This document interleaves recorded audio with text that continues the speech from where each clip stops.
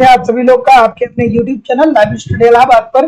तो दोस्तों, जैसा कि आपको पता है कि प्रत्येक दिन शाम को 7 बजे से हम लोग Uttar Pradesh TGT PGT, Jharkhand TGT PGT, Madhya Pradesh state LT grade assistant professor UGC NET और उत्तराखंड लेक्चरर के प्रीवियस ईयर क्वेश्चन पेपर को देखते हैं दोस्तों।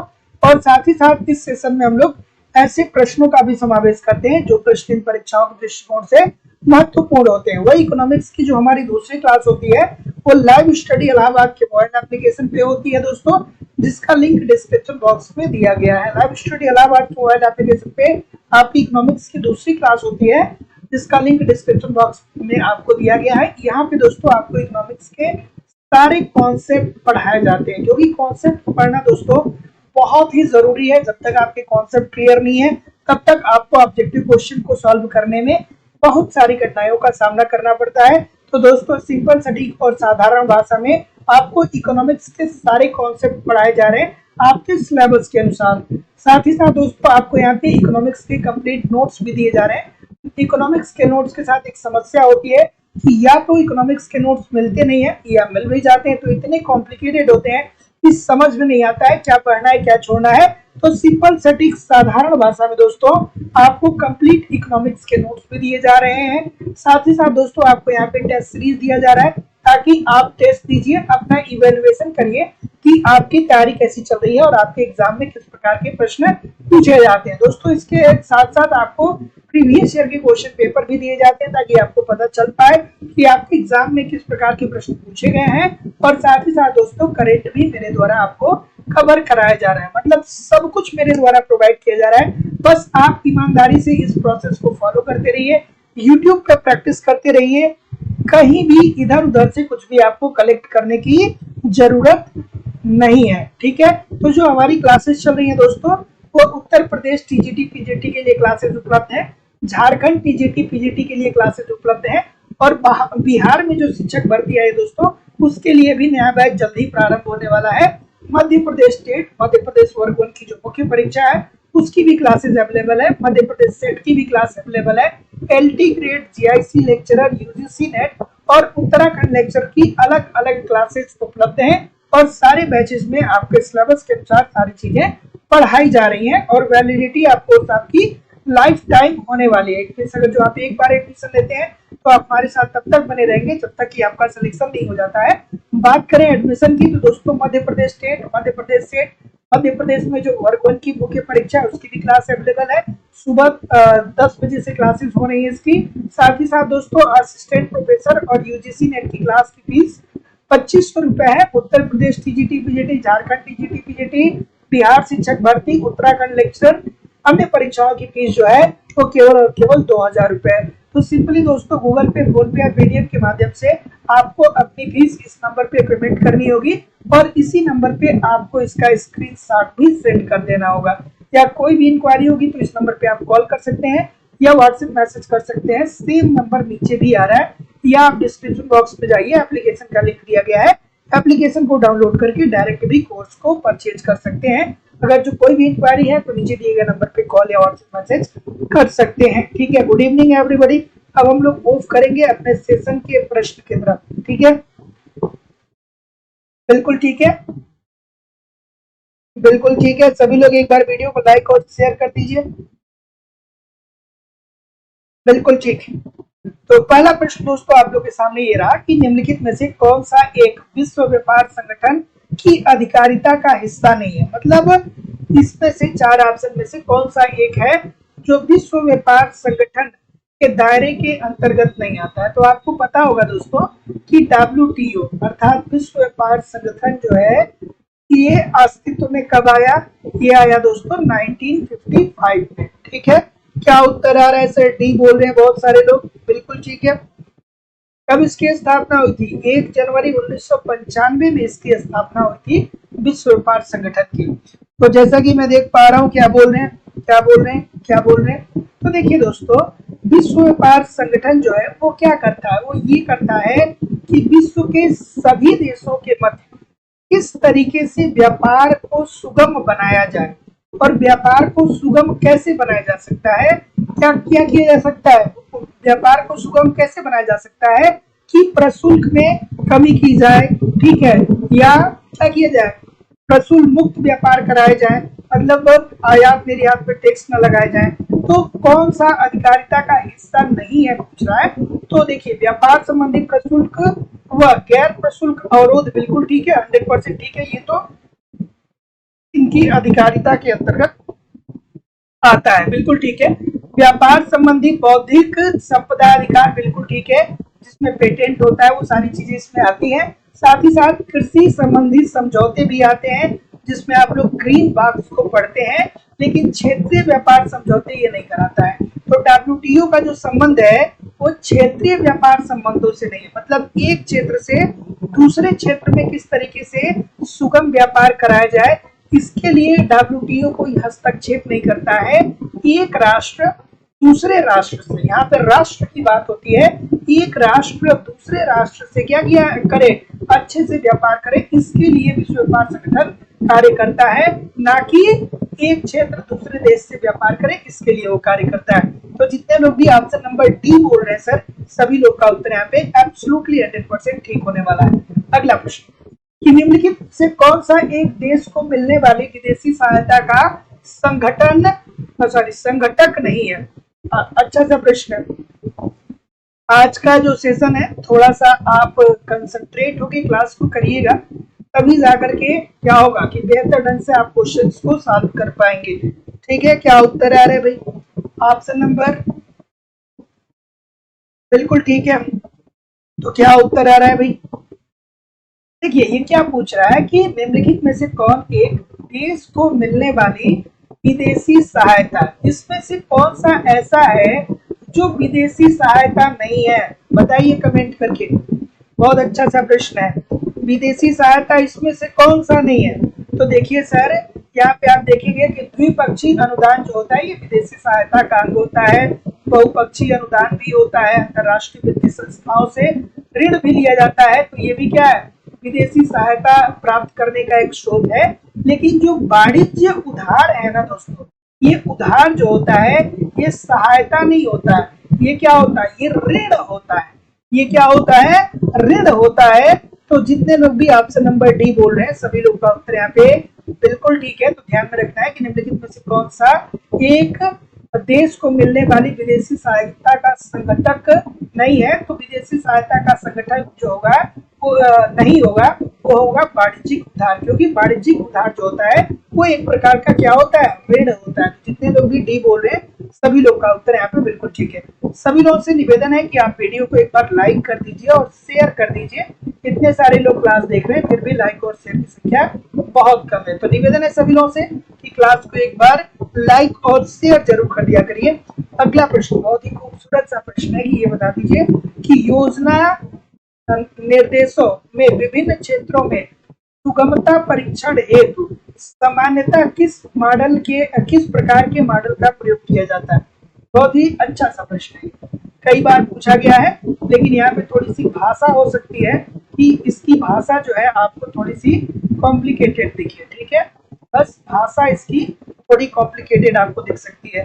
तो क्या उत्तर आ रहा है सर, ऑप्शन नंबर सी बोल रहे हैं कुछ लोग, और कुछ लोग ये बोल रहे हैं, मतलब कोई क्लू नहीं है किसी के पास। क्या इजी सी बात है भैया, ये आगत निर्गत मॉडल है। आगत का मतलब क्या होता है, आय, और निर्गत का मतलब क्या होता है कि जो उत्पादन में लागत है। तो एक तरीके से निर्गत क्या होता है, उत्पादन लागत होता है, और आगत क्या होता है, जो उत्पादन के बाद वस्तुओं को बेची जाती है तो उससे प्राप्त आय को हम क्या बोलते हैं, आगत बोलते हैं। और आगत निर्गत मॉडल किसने दिया था, लियोनटिफ साहब के द्वारा दिया गया था। किसके द्वारा दिया गया था, लियोनटिफ साहब के द्वारा आगत निर्गत मॉडल दिया गया था।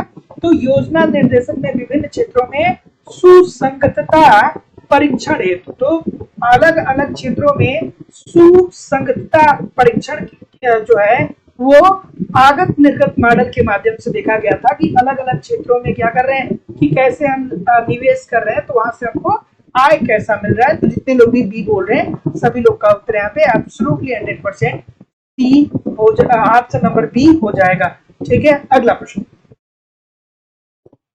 निम्नलिखित कथनों पे विचार कर लीजिए और विचार करके बताइए कि उपरोक्त कथनों में से कौन सा सही है।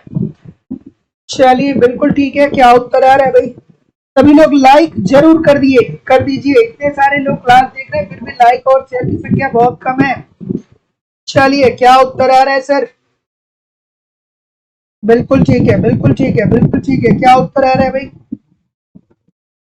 तो जैसा कि मैं देख पा रहा हूँ ऑप्शन नंबर बी बोल रहे हैं बहुत सारे लोग। और दोस्तों अब बिहार में जो शिक्षक भर्ती आई है सभी राज्यों के लोग भर सकते हैं उसको, ठीक है। तो बहुत बड़ी वैकेंसी है बिहार में, है ना। लगभग लगभग कितना 997 सीट है, मतलब लगभग 1000 सीट है केवल इकोनॉमिक्स का। तो समझ लीजिए कितनी बड़ी वैकेंसी है। तो एकदम लग जाइए, ठीक है। बिहार में अदर स्टेट वाले भी भर सकते हैं, बिल्कुल। हाँ, आज ही न्यूज आई है निर्मल कुमार जी। चलिए इस प्रश्न का उत्तर कर लीजिए, ठीक है। क्या उत्तर आ रहा है सर? ऑप्शन नंबर बी बोल रहे हैं। और कोई? बिल्कुल ठीक है। तो सबसे पहली बात मैं करूं कि द्वैध अर्थव्यवस्था क्या होती है। द्वैध अर्थव्यवस्था क्या होती है तो कहेंगे आप, देखिए सर जी, द्वैध अर्थव्यवस्था के अंतर्गत क्या होते हैं? पारंपरिक क्षेत्र पाए जाते हैं। पारंपरिक क्षेत्र के साथ साथ क्या पाया जाता है? आधुनिक क्षेत्र। आधुनिक क्षेत्र भी पाया जाता है। जैसे पारंपरिक क्षेत्र क्या है कि हमारे देश में क्या है कि भैया हम लोग अभी भी क्या कर रहे हैं कि अभी भी हम लोग क्या कर रहे हैं, हम लोग कह रहे हैं ना भैया कि हमको लघु एवं कुटीर उद्योग को बढ़ावा देना है, हमको खादी कपड़े को बढ़ावा देना है। तो ये क्या हो गया? परंपरागत क्षेत्र हो गया। और आधुनिक क्षेत्र का मतलब क्या हो गया कि अब नई नई टेक्नोलॉजी विकसित हो रही है, नए नए उद्योग खड़े हो रहे हैं। तो ये हमारा आधुनिक क्षेत्र हो गया। तो द्वैध अर्थव्यवस्था का अर्थ क्या है कि जिस अर्थव्यवस्था में पारंपरिक क्षेत्र और आधुनिक क्षेत्र दोनों का सह अस्तित्व होगा उसे ही हम क्या बोलेंगे? द्वैध अर्थव्यवस्था बोलेंगे। तो अब द्वैध अर्थव्यवस्था के अंतर्गत क्या होगा, जैसा कि मैं देख पा रहा हूँ। क्या उत्तर आ रहा है सर? बिल्कुल ठीक है, बिल्कुल ठीक है। थोड़ा आराम से करिए, बहुत सारे लोग गलत कर रहे हैं। देखिए कि देशीय व निर्यात बाजार का अस्तित्व। देशीय व निर्यात नहीं भैया, निर्यात बाजार का अस्तित्व थोड़ी होता है। इसमें पारंपरिक क्षेत्र और आधुनिक क्षेत्र का सह अस्तित्व होता है। तो ये वाली बात गड़बड़ हो जाएगी, ये बात तो बिल्कुल गड़बड़ है। आधुनिक उद्योग एवं वाणिज्यिक कृषि एवं निर्वाह खेती व परंपरागत हस्तशिल्पों का सह अस्तित्व। जैसा कि मैंने आपको बताया कि द्वैध अर्थव्यवस्था के अंतर्गत पारंपरिक क्षेत्र और आधुनिक क्षेत्र दोनों का सह अस्तित्व पाया जाता है। और ये केवल और केवल बात ऑप्शन नंबर मतलब ये दूसरे नंबर के पॉइंट में बताया जा रहा है। तो जितने लोग भी ऑप्शन नंबर क्या बोल रहे हैं, बी बोल रहे हैं, केवल और केवल 2 सही है। सभी लोग का उत्तर यहाँ पे एब्सोल्युटली 100% ठीक हो जाएगा। अगला प्रश्न, अनुबंध का सिद्धांत किस प्रकार के विकास का निर्दर्शन हेतु सर्वाधिक उपयुक्त है? प्यारा सा प्रश्न है भाई। बिल्कुल ठीक है, बिल्कुल ठीक है, बिल्कुल ठीक है, बिल्कुल ठीक है, बिल्कुल ठीक है। क्या उत्तर आ रहा है भाई? तो जैसा कि मैं देख पा रहा हूँ, और बिहार की जो क्लास है वो बहुत जल्दी ही आपको एप्लीकेशन पे बिहार की भी क्लास देखने को मिलेगी, ठीक है। क्या उत्तर आ रहा है भाई? ऑप्शन नंबर क्या बोल रहे हैं? तो जैसा कि मैं देख पा रहा हूँ इजी सी बात है। देखिए अनुबंध या लिंकेज, ठीक है। तो क्या उत्तर आ रहा है भाई? बिल्कुल। तो जितने लोग भी बी बोल रहे हैं कि ये असंतुलन समृद्धि निर्दर्शन है, सभी लोग का उत्तर बिल्कुल ठीक है। असंतुलित समृद्धि की बात कौन करता है? हर्षमैन साहब करते हैं। और क्या कहते हैं हर्षमैन कहते हैं ना कि देखिए भैया हमारे पास जो श्रम है और जो पूंजी है, जो श्रम है और जो पूंजी है, ये दोनों के दोनों स्थिर है। ये दोनों के दोनों क्या है? स्थिर है। तो ऐसी स्थिति में इस श्रम और पूंजी का हमें उन क्षेत्रों में ही प्रयोग करना है जिन क्षेत्रों में लाभ की प्राप्ति की संभावना ज्यादा है। तो यही कह रहा है कि अनुबंध का सिद्धांत। तो अनुबंध का सिद्धांत जो है ये असंतुलित समृद्धि निदर्श है। तो जितने लोग भी ऑप्शन नंबर क्या बोल रहे हैं, जितने लोग भी ऑप्शन नंबर बी बोल रहे हैं, सभी लोग का उत्तर यहाँ पे एब्सोल्युटली 100% ठीक होने वाला है। अगला प्रश्न, कुजनेटस की उल्टी यू परिकल्पना निम्नलिखित में से किस एक के संचालन से संबंध रखती है। देखिए दोस्तों, एक प्रश्न ये पूछा जाता है कि ये बताइए कि साइमन कुजनेटस ने जो थियरी दिया है उसका वक्र किस आकार का होता है। तो आपको ध्यान रखना है कि साइमन कुजनेटस की जो थियरी है उसमें इन्होंने उल्टे यू आकार का प्रयोग किया है। कुछ इस प्रकार के ग्राफ का प्रयोग किया गया है।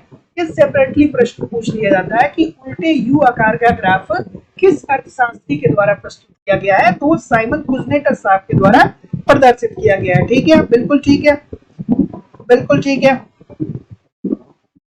बिल्कुल ठीक है, बिल्कुल ठीक है। और साइमन कुजनेटस साहब क्या करते हैं, बहुत आसान सी बात है, हमेशा के लिए आपको याद रखना है कि ये किसकी बात करते हैं, आय और समानता की बात करते हैं। और साइमन कुजनेटस साहब देखिए ये कहते हैं कि देखिए अगर जो राष्ट्र का आर्थिक विकास होता है, ठीक है, अगर जो राष्ट्र का आर्थिक विकास होता है तो अल्पकाल में, ठीक है, अल्पकाल में मतलब प्रारंभिक दौर में, अल्पकाल में अर्थात प्रारंभिक दौर में क्या होता है कि आय विषमता बढ़ता है, आय विषमता बढ़ता है, आय विषमता बढ़ता है।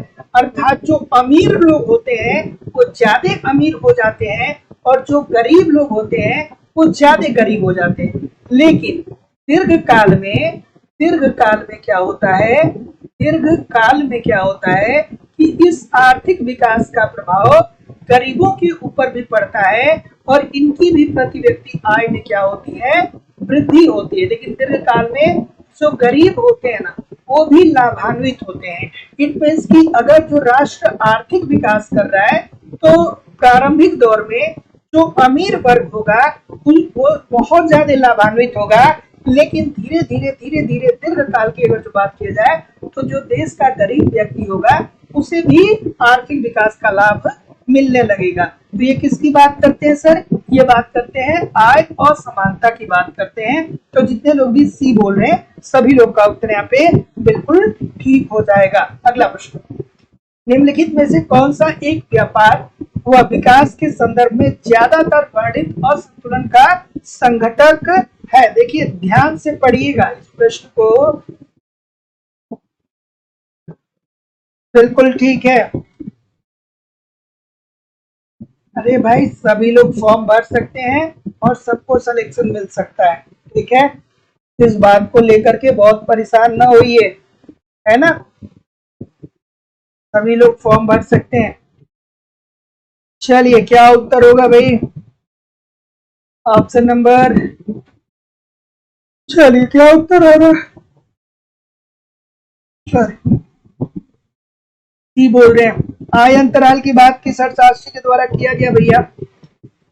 चलिए अगर जो आप ये बता रहे हैं कि निम्नलिखित में से कौन एक व्यापार व विकास के संदर्भ में ज्यादातर वर्णित असंतुलन का संघटक है, तो दोस्तों है आय अंतराल। और आय अंतराल की बात आपको पता होगी दोस्तों कि कौन करता है, चेनरी साहब करते हैं। कौन करता है, चेनरी साहब करते हैं। तो जितने लोग भी, एक सेकेंड, आय अंतराल नहीं बचत अंतराल होगा, सॉरी, चेनरी साहब बचत निवेश अंतराल की बात करते हैं, सॉरी। तो जितने लोग भी चेनरी बोल रहे हैं बचत निवेश अंतराल की बात हो रही है, ठीक है, आय अंतराल की बात चेनरी थोड़ी करते हैं।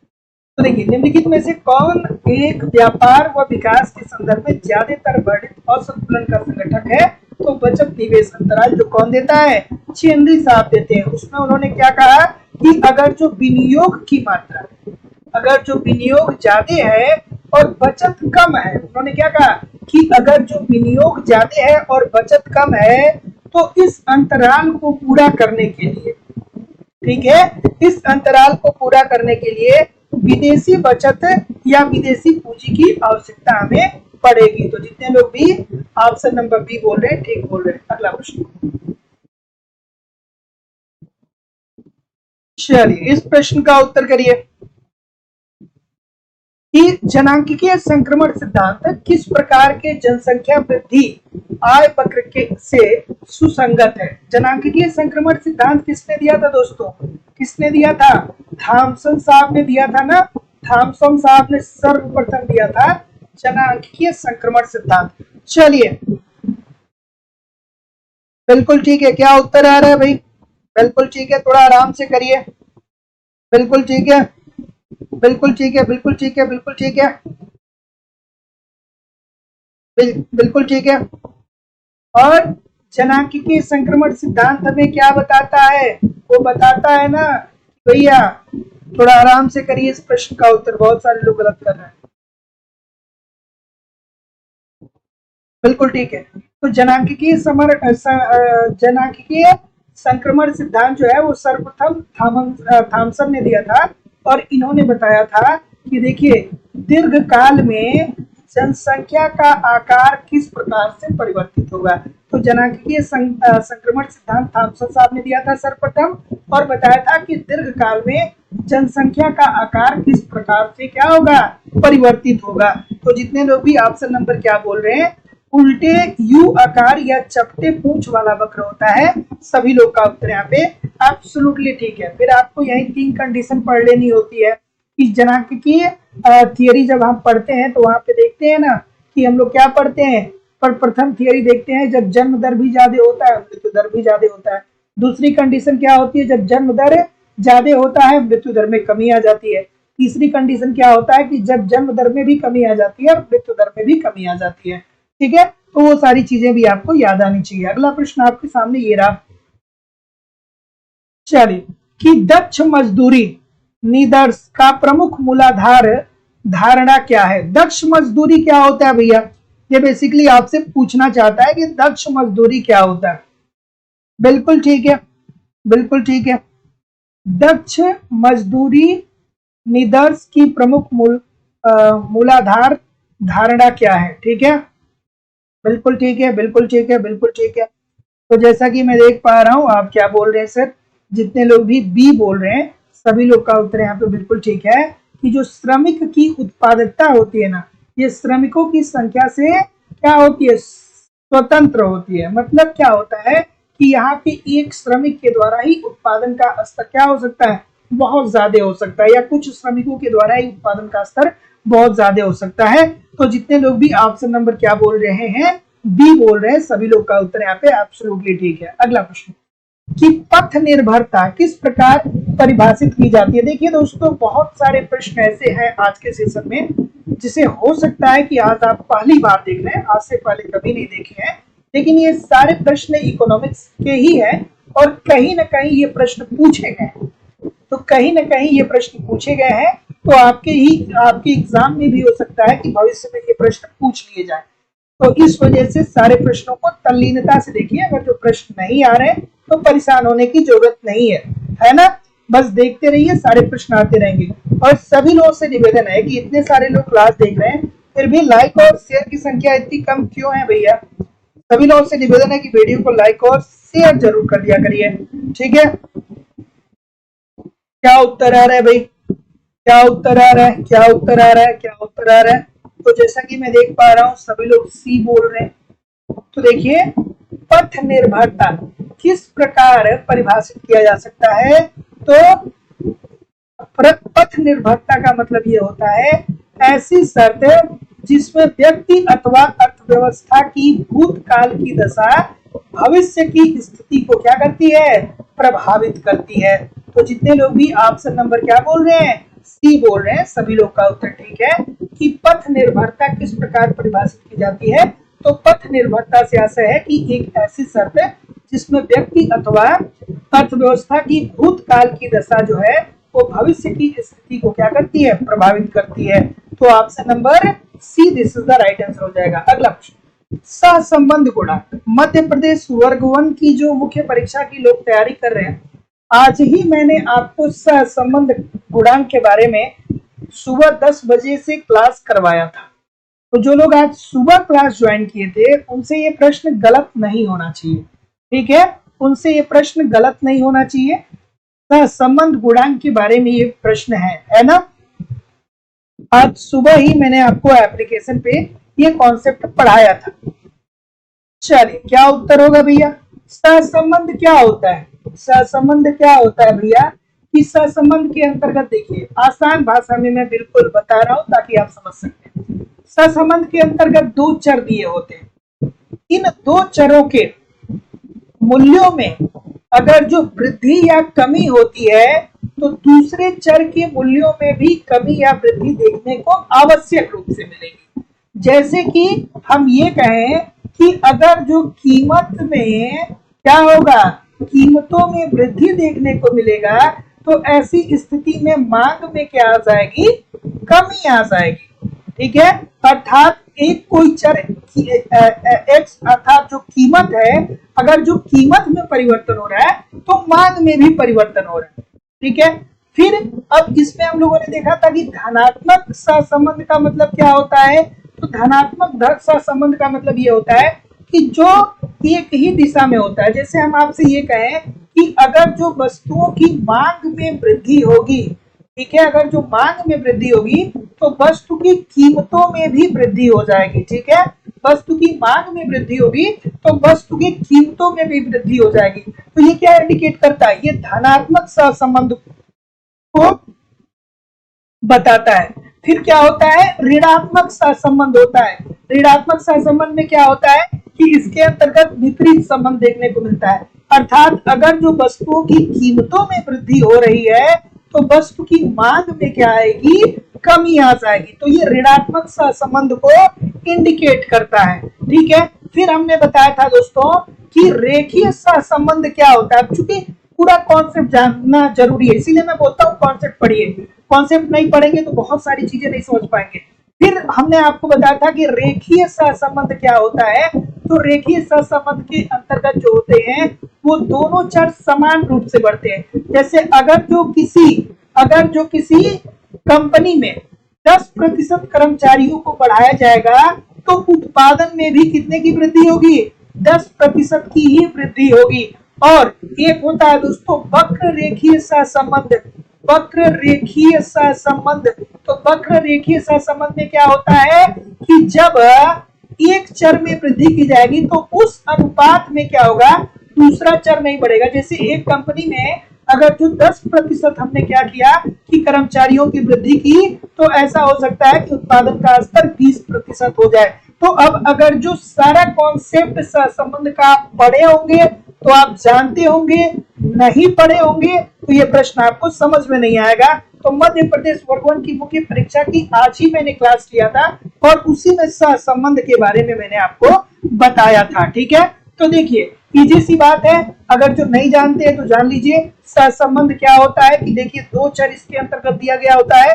एक चरों में कमी या वृद्धि होने से दूसरे चरों में भी कमी या वृद्धि होती है। अर्थात अगर जो कीमतों में वृद्धि हो रहा है तो मांग में क्या आ जाएगी? कमी आ जाएगी। ठीक है, एक चर कीमत है, दूसरा चर मांग है। तो अगर जो कीमतों में वृद्धि होगी तो मांग में कमी आ जाएगी।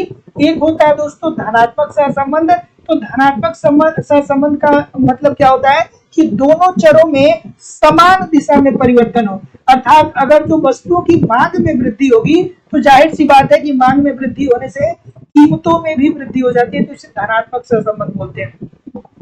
अगला होता है ऋणात्मक सहसंबंध। ये क्या होता है कि अगर जो वस्तुओं की कीमतों में वृद्धि हो रही है तो लोग मांग कम कर लेते हैं, तो इसे ऋणात्मक सहसंबंध बोला जाएगा। फिर अगला जो होता है वो होता है रेखीय सहसंबंध। तो रेखीय सहसंबंध में क्या होता है कि एक चर में जिस अनुपात में वृद्धि होती है उसी अनुपात में दूसरे चर में भी वृद्धि हो जाती है। अर्थात अगर जो एक कंपनी ने अपने कर्मचारियों में 10% का इजाफा किया तो उससे उत्पादन भी 10% ही बढ़ जाएगा।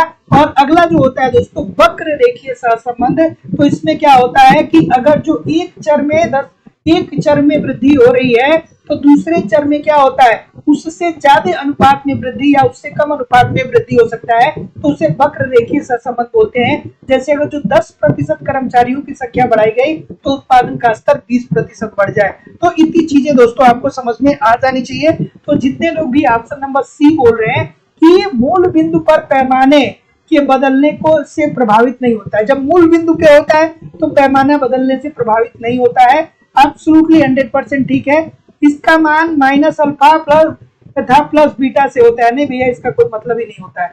दो या दो से अधिक चरों के मध्य रैखिक सहचार्य की सापेक्ष माप होती है। बिल्कुल ठीक है। तो जितने लोग भी टी की बात कर रहे हैं सभी लोग का उत्तर यहाँ पे एब्सोल्युटली 100% ठीक होने वाला है। अगला प्रश्न, सूची 1 को सूची 2 के साथ सुमेलित करिए। ठीक है, देखिए इसलिए मैं बोलता हूं दोस्तों बार बार की थियरी पढ़नी बहुत जरूरी है।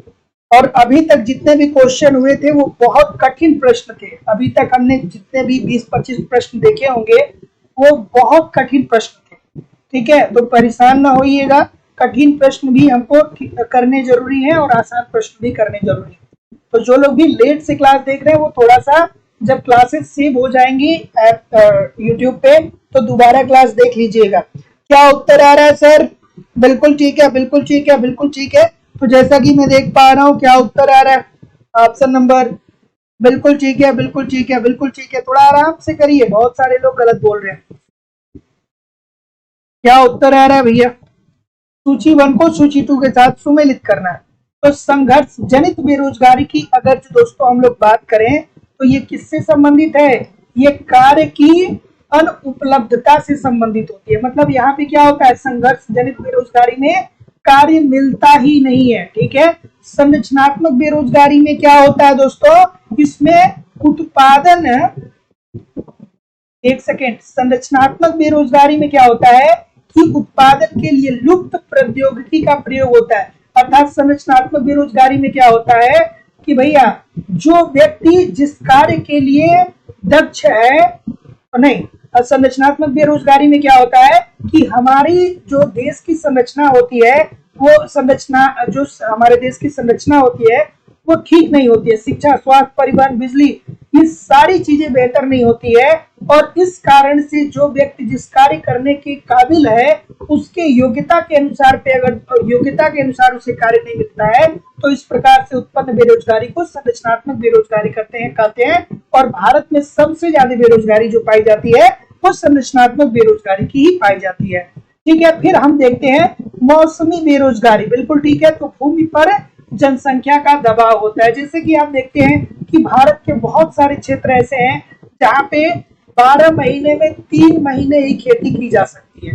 ठीक है, और बाकी के 9 महीने लोग क्या होते हैं, बेरोजगार होते हैं। क्यों होते हैं? क्योंकि भैया उनकी जो मिट्टी होती है वो कुछ इसी अनुसार बनी होती है। जैसे बात करें दोस्तों बिहार की, तो बिहार के लोग गेहूं का तो उत्पादन कर लेते हैं, लेकिन चावल के टाइम क्या होता है कि उनके यहाँ बाढ़ आ जाती है। तो वो चावल कितना भी उगा लें, उनकी जो नदी है, कौन सी नदी है बिहार में, किस नदी के कारण बाढ़ आती है, कमेंट करके बता दीजिएगा भैया, कौन सी नदी है। तो ऐसी स्थिति में वो लोग 3-4 महीने बेरोजगारी रहते हैं। प्रच्छन्न बेरोजगारी में क्या होती है कि सीमांत उत्पादकता शून्य होती है। श्रमिक क्या होते हैं, लगे रहते हैं उत्पादन में, लेकिन उनके लगे रहने या न लगे रहने से उत्पादन पर कोई असर नहीं पड़ता है। तो इस प्रकार से क्या होती है, उनकी सीमांत उत्पादकता शून्य होती है। तो जितने लोग भी ऑप्शन नंबर क्या बोल रहे हैं, 1, 3, 2, 4 बोल रहे हैं, ठीक बोल रहे हैं। अगला प्रश्न, बिल्कुल ठीक है, कोसी नदी है। कोसी नदी उफान पे आती है तो बिहार में क्या आता है, बाढ़ आता है। और कोसी को क्या कहा जाता है, बिहार का शोक कहा जाता है। कोसी को क्या कहा जाता है, बिहार का शोक कहा जाता है, पता होना चाहिए। अगला प्रश्न, कि यदि बाजार, ये कॉम्पिटिटिव एग्जामिनेशन की अगर जो आप तैयारी किए होंगे जिंदगी में कभी भी तो जरूर पढ़े होंगे। ठीक है, अगला कि यदि बाजार मूल्यों पर राष्ट्रीय आय में उपादान जोड़ दिए जाएं और अप्रत्यक्ष कर हटा दिए जाएं तो किसके बराबर होगा? तो ये तो आसान सा प्रश्न है भाई। बिल्कुल ठीक है, बिल्कुल ठीक है, बिल्कुल ठीक है, बिल्कुल ठीक है। जैसा कि मैं देख पा रहा हूँ ऑप्शन नंबर सभी लोग ये बोलेंगे, कहेंगे कि देखिए सर जी, ये साधन कीमतों पर राष्ट्रीय आय, साधन कीमतों पर जब राष्ट्रीय आय की गणना करते हैं तो राष्ट्रीय आय में जो अनुदान होता है उसको जोड़ दिया जाता है और जो अप्रत्यक्ष कर होता है उसको घटा दिया जाता है। तो जितने लोग भी ऑप्शन नंबर ए बोल रहे हैं सभी लोग का उत्तर यहाँ पे एब्सोल्युटली 100% ठीक होने वाला है। अगला प्रश्न, कि क्लासिकीय अंतरराष्ट्रीय व्यापार सिद्धांत के लिए निम्नलिखित में से कौन सा सत्य नहीं है? एक बार नहीं, बहुत बार ये दोस्तों प्रश्न पूछा गया है। और दोस्तों, लाइव स्टडी इलाहाबाद के मोबाइल एप्लीकेशन पे आपकी इकोनॉमिक्स की दूसरी क्लास चल रही है।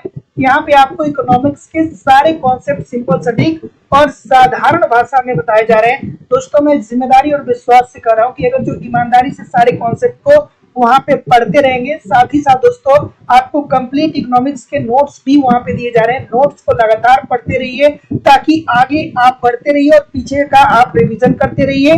साथ ही साथ टेस्ट सीरीज दिया जा रहा है, टेस्ट को अटेम्प्ट करिए, देखिए आपकी तैयारी कैसे चल रही है, आपके एग्जाम में किस प्रकार के प्रश्न पूछे जा रहे हैं। साथ ही साथ दोस्तों आपके प्रीवियस ईयर की क्वेश्चन पेपर भी दिए जा रहे हैं और आपका करंट भी कवर कराया जा रहा है। सारी चीजें मेरे द्वारा दोस्तों कवर कराई जा रही है। बस आप ईमानदारी से एप्लीकेशन पे इस प्रोसेस को फॉलो करते रहिए, यूट्यूब पे प्रैक्टिस करते रहिए, कहीं भी इधर उधर से कुछ भी कलेक्ट करने की जरूरत नहीं होगी। हमारी जो क्लासेस चल रही हैं, Uttar Pradesh TGT PGT, Jharkhand TGT PGT, Madhya Pradesh state assistant professor, LT grade, UGC NET, Uttarakhand lecture के अलग अलग बैचेज चल रही हैं और अलग अलग बैचेज में आपके सिलेबस के अनुसार सारी चीजें पढ़ाई जा रही हैं।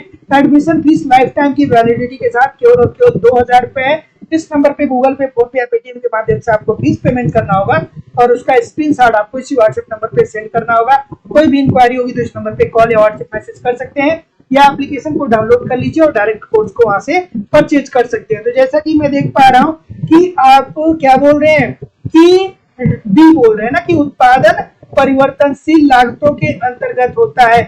नहीं भैया, उत्पादन जो होता है वो स्थिर लागतों के अंतर्गत होता है, परिवर्तनशील लागतों के अंतर्गत नहीं होता है। तो जितने लोग भी क्या बोल रहे हैं कि सत्य नहीं है, तो सत्य ये नहीं है कि उत्पादन परिवर्तनशील लागतों के अंतर्गत होता है। तो क्लासिकीय अंतरराष्ट्रीय व्यापार सिद्धांत के लिए निम्नलिखित में से कौन सा सत्य नहीं है? तो सत्य ये नहीं है कि उत्पादन परिवर्तनशील लागत के अंतर्गत होता है। वो बताते हैं कि उत्पादन क्या होता है, स्थिर लागत के अंतर्गत होता है। अब ऐसे प्रश्नों के लिए देखिए दोस्तों, कॉन्सेप्ट पढ़ना जरूरी है, कॉन्सेप्ट पढ़ना जरूरी है। सभी लोगों से निवेदन है कि वीडियो को लाइक और शेयर जरूर कर दिया करिए। इतने सारे लोग क्लास कर रहे हैं फिर भी लाइक और शेयर की संख्या इतनी कम क्यों है भाई? कार्तिक महतो जी, रागनी सिंह जी, बृष्टि शर्मा जी, लाल बहादुर जी, मौसम कुमारी जी, अरुणिमा तिवारी जी, अफसाना सिद्दीकी जी, तस्नीम खान जी, रेणुका जी, अनीस पांडे जी, जावेद अख्तर जी, चलिए राज जी, अफजल हसन जी, बिल्कुल ठीक है, बबीता जी, दीक्षा जी, प्रभाकर कुमार जी, सभी लोग एक बार वीडियो को लाइक और शेयर जरूर कर दिया करिए। सीमा माथुर जी, ठीक है। चलिए, तो क्या उत्तर आ रहा है भैया? Option number. तो जितने लोग भी ऑप्शन नंबर क्या बोल रहे हैं, सी बोल रहे हैं कि ए बोल रहे हैं, थोड़ा आराम से करिए। स्टेट बैंक ऑफ इंडिया की स्थापना किसकी संस्कृति पे हुई थी? अरे भैया, इतने सारे लोग गलत क्यों कर रहे हैं? गोरेवाला समिति, कौन सी समिति थी? गोरेवाला समिति थी ना। ठीक है, थोड़ा आराम से करिए, संस्कृति की बात कर रहा है, बहुत सारे लोग गलत कर रहे हैं। बिल्कुल ठीक है। चलिए, ठीक है, तो ये होगा दोस्तों ऑल इंडिया रूरल क्रेडिट सर्वे। ठीक है, तो स्टेट बैंक ऑफ इंडिया की स्थापना किसकी संस्कृति के आधार पे हुई थी? तो गोरेवाला समिति की संस्कृति के आधार पे ऑल इंडिया रूरल क्रेडिट सर्वे के अंतर्गत हुई थी। तो जितने लोग भी ऑप्शन नंबर क्या बोल रहे हैं, सी बोल रहे हैं सर, सभी लोग का उत्तर यहाँ पे बिल्कुल ठीक है। सभी लोग देखिए गलत कर दिए ना, सब मतलब मैक्सिमम लोग गलत कर दिए ना। ये बस संभाल लीजिए, बस इस बात को संभाल लीजिए। जो बीच बीच में एक दो क्वेश्चन पेपर में ऐसे आ जाते हैं जिसको सभी लोग गलत कर देते हैं, इस प्रश्न को संभाल लीजिए, सब बेहतर होगा अगर जो इस प्रश्न को आप संभाल लेंगे। लेकिन इस प्रश्न को नहीं संभाल पाएंगे तो फिर क्या होगा कि जैसे सभी लोग क्या हो रहे हैं, सभी लोग जिस दिशा में जा रहे हैं उसी दिशा में आप भी चले जाएंगे।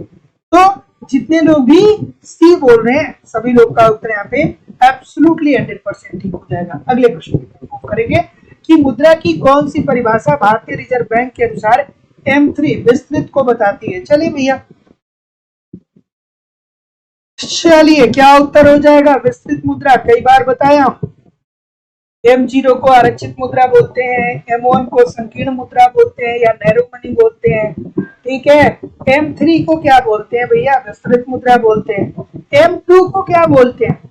आप कहते हैं ना सर जी आप बार बार ये बात तो बताते हैं, आप सोचते होंगे ना कि सर जी आप M0 बताते हैं कि ये आरक्षित मुद्रा है, M1 बताते हैं कि ये नैरो मनी है या संकीर्ण मुद्रा है, M3 बताते हैं कि ये विस्तृत मुद्रा है, तो सर जी आप M2 क्यों नहीं बताते हैं। M2 क्या होता है भैया, M2 क्या होता है आप मुझे बता दीजिएगा, ठीक है। M2 क्या होता है, M2 को किस नाम से जानते हैं। क्या उत्तर आ रहा है सर, बिल्कुल ठीक है, बिल्कुल ठीक है, बिल्कुल ठीक है, बिल्कुल ठीक है, बिल्कुल ठीक है। हाँ ये बात भी सही है कि M0 का संबंध जो है वो रेड्डी समिति से है, M1, M2, M3, M4 का संबंध जो है वो चक्रवर्ती समिति से है। तो जैसा कि मैं देख पा रहा हूँ आप क्या बोल रहे हैं सर, सी बोल रहे हैं, बिल्कुल ठीक है कि करेंसी, करेंसा नहीं है ये करेंसी है, ठीक है, करेंसी जिसमें क्या होता है शामिल M1, ठीक है। बैंकों की मांग निपेक्ष प्लस बैंकों की सावधि निपेक्ष। तो जितने लोग भी सी बोल रहे हैं सभी लोग का उत्तर यहाँ पे एब्सोल्युटली 100% ठीक बोल रहे हैं। सभी लोग का उत्तर यहाँ पे ऑप्शन नंबर, जितने लोग भी सी बोल रहे हैं सभी लोग का उत्तर यहाँ पे एब्सोल्युटली ठीक है। अगला प्रश्न, अगला बैंक दर से अभिप्राय क्या है। अब देखिए दोस्तों बीच में प्रश्न अब थोड़े से आसान हो गए, प्रारंभिक क्वेश्चन थोड़े से कठिन थे, बीच में आसान हो गए। इसी प्रकार का प्रश्न पत्र आपको देखने को मिलता है आपके पेपर में। और एक बात जो छोटी छोटी मैं बात बोलता हूँ आपको, उस बात को ध्यान में जरूर रखिएगा जब एग्जामिनेशन हॉल में बैठिएगा।